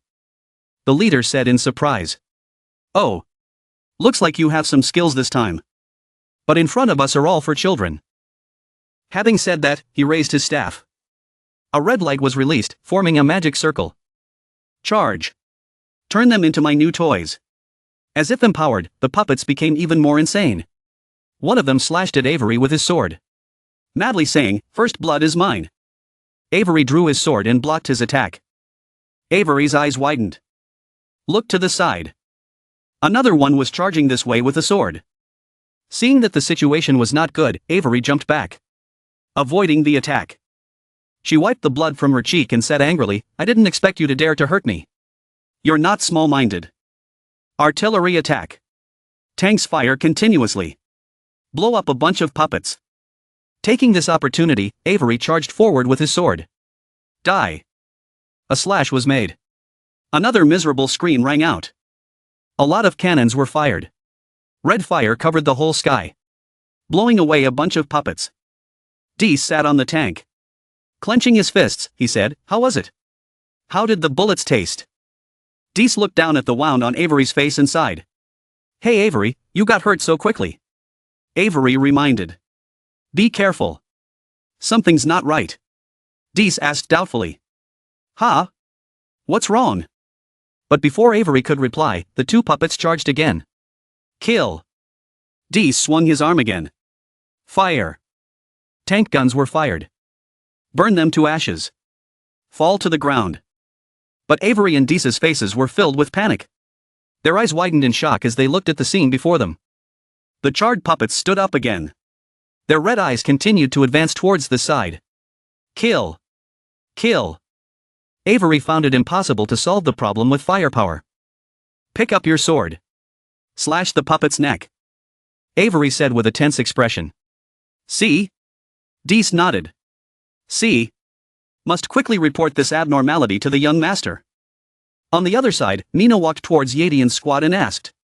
Are you guys okay? The three of them saw someone coming. They were filled with happiness and exclaimed. Oh my god, you came to save us, right? Mina raised her hand and introduced herself. I am a general of the Han dynasty. Your Queen Timothy has entrusted me to rescue you all. The three people were moved to tears. They said emotionally. Her Majesty the Queen really did not give up on us. Thank you.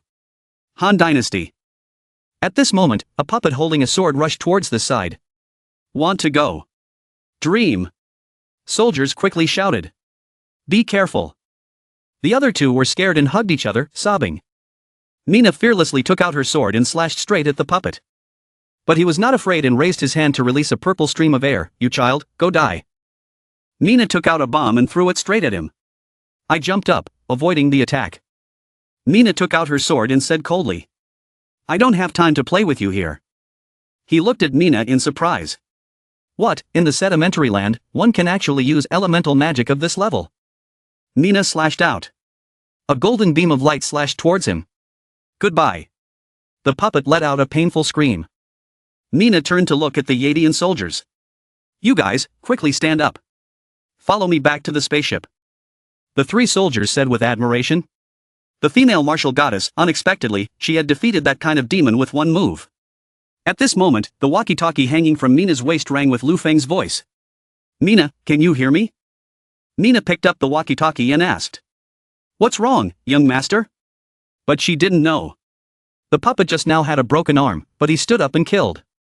Lu Feng's voice spread, news came back that the enemy had taken a beating very well, even though he was heavily injured. He still had fighting strength. She must be careful. Mina turned around.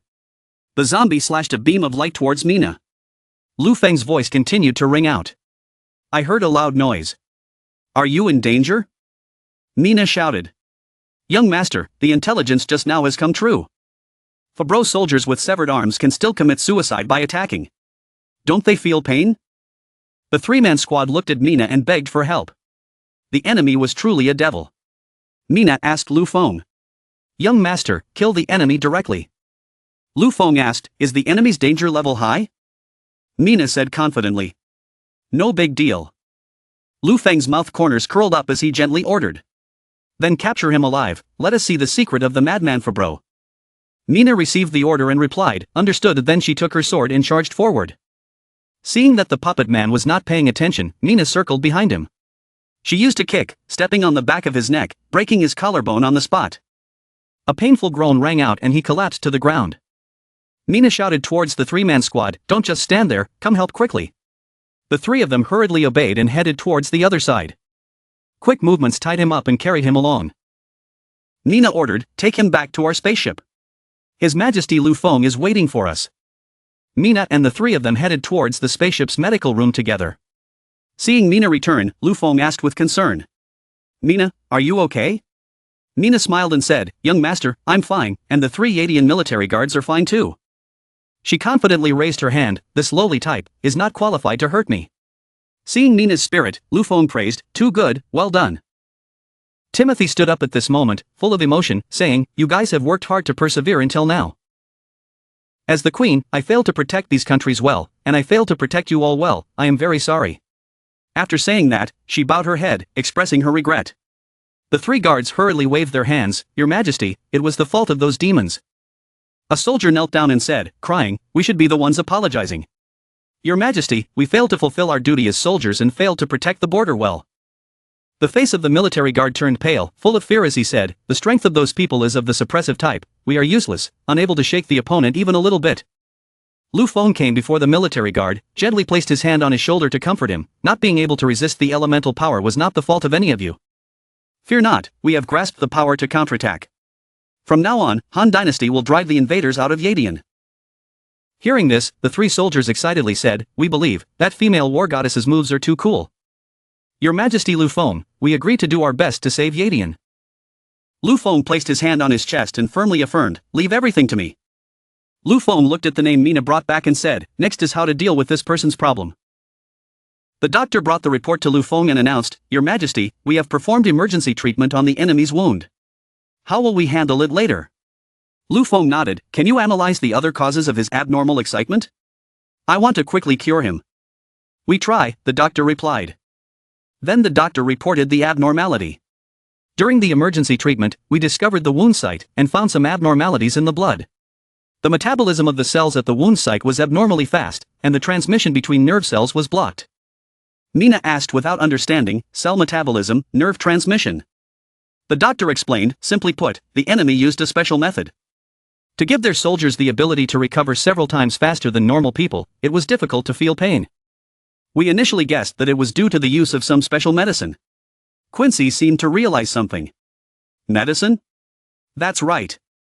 There had always been rumors outside that the Crassus clan had some kind of secret medicine of the war god. It is said that this kind of secret medicine can make people become very brave, no longer afraid of illness and death. As long as they drink it, even the weakest warrior can transform into a god of battle.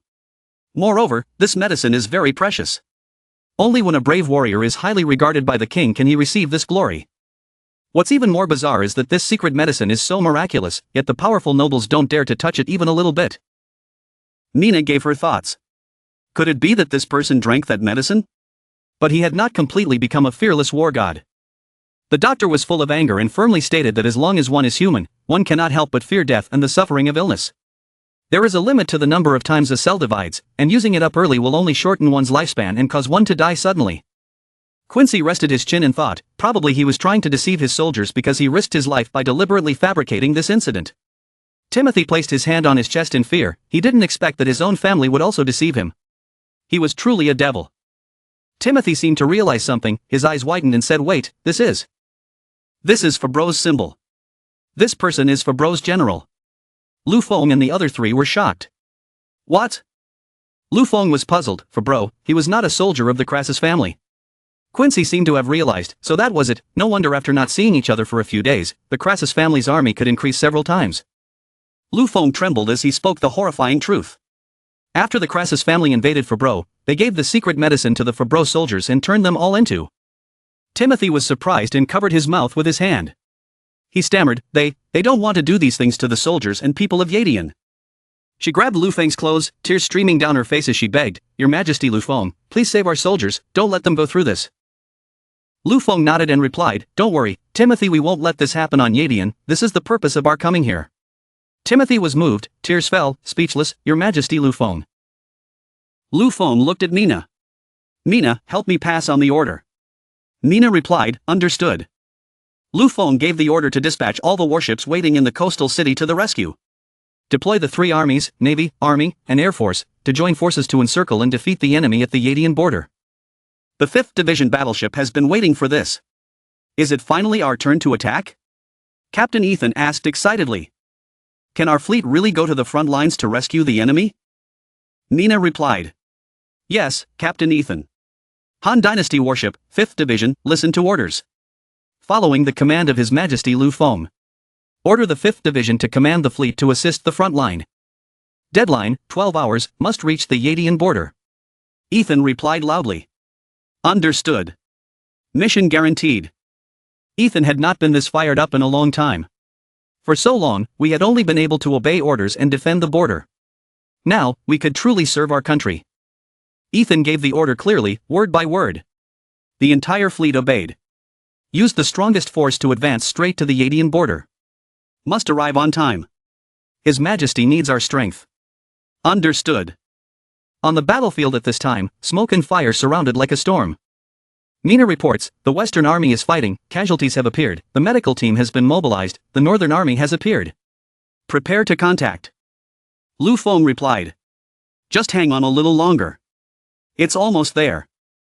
Mina said excitedly. The battleship team is transmitting.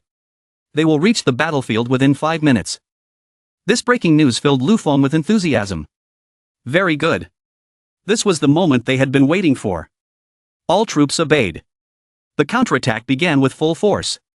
The artillery entered the formation. The assault troops are in position. Fire a barrage of artillery at the enemy. Crassus's men screamed. Tried to hold out. Just smoke. Keep charging. Lu Feng smiled. Just what? Then let them try something stronger. The tank team aimed. The artillery arrayed and fired. The sound of explosions resounded loudly. Crassus' army was now under too much fire. Their seemingly solid defense line was broken. Cleveland now unexpected. Angry shout. Damn! What a troublesome child! He fearlessly pulled himself together. But it was no use. I had already seen through the upper limit of your fighting power.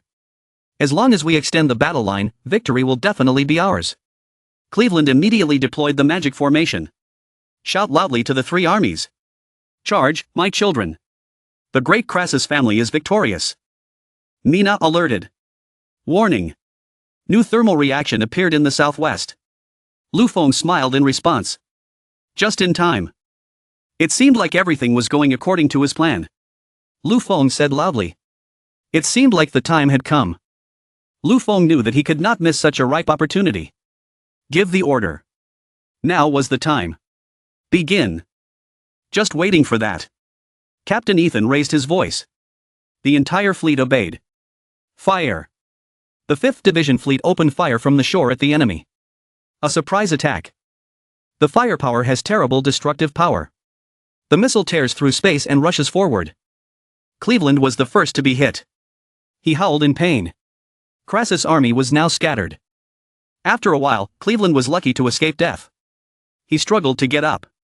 His face was grimacing. What? What is this? That is. He looked at the battle formation of the Chang'an City army. Big spaceships. Big gun tanks. Powerful naval fleet. All of this formed a difficult to attack and easy to defend formation that Lu Feng brought out for the first time. He shouted. The three combined armies have begun the siege. Let you see the full strength of the Han dynasty. Repel the invading Crassus clan. Bombs and bullets rained down on Crassus' army. Mixed with that was a savage scream. Help! Mom! Let me go! Mina reports the situation. Young master. The enemy in the west has retreated 500 m. The small guerrilla fighting in the east is also successful. The enemy has been completely annihilated. After hearing that, Quincy couldn't help but be surprised. This was the power of high technology. It was truly amazing. Lu Feng cautiously reminded. Don't let your guard down. It won't end so quickly. I have a hunch. The Crassus family must still have a trump card hidden. Shuxia ran over to worry about Cleveland. Master Mage. You're injured. Quickly, let me treat your wound. Cleveland was furious. Get out of the way. Don't block my way. He said and turned away. I cannot lose. How could the Crassus family lose? The subordinate wondered. Lost. The frontline battle was lost. The subordinate followed Cleveland. Asked. Those Fabro soldiers who used the secret medicine. Won't they obediently die? Cleveland replied. No, so I need a more obedient prop. Having said that, he took out a bottle of honeyed medicine and forced the soldier to drink it. Therefore, for the sake of the family, it is time for you to contribute your strength. The poison gourd was poured into his mouth. The soldier groaned. You. What are you doing? Cleveland sneered. Ha ha. Just to give you a little more courage. The next second, the soldier fell to the ground under the effect of the poison. Blood was pouring out everywhere. This item was the magician's last resort. Cleveland used magic to call the corpse to rise. Command. Rise, newborn hero of the Crassus family. Cleveland said excitedly. Now go distribute the secret medicine. Because our army is increasing the new blood. The lifeless body was now under the full command of the Cleveland wizard. He nodded. Yes. His Highness Cleveland. The battlefield after the day of bombs and bullets became desolate and cold. At the Yadian border, the Crassus clan's famous camp at this time. The eyes flickered red like ghosts. The two guerrillas wondered. Here they come again. Why can't these people be killed? Oh. They have murderous intent. Be careful. Crassus' army drank the terrible potion. They rose in droves. The guerrilla soldier was not intimidated. He spoke up. He defended his line to the death. No, he could not retreat. But it was only a matter of time. Mina sent word. The Western Front. Our defenses have been breached. We need reinforcements. Lu Feng looked worried. Sure enough, the enemy's counterattack had begun. The female generals spoke up one after another. What? The explosions in the west are too intense. Do we need to move over there to rescue them? Lu Feng carefully instructed. No, don't act rashly. The enemy will probably attack from multiple directions. You guys stay in your respective positions. West, let me think of a solution. At this time, Leah and Flace Bergman army was also in position. Young master, we are ready. Lu Feng replied somewhat relieved. The Western Front is in your hands.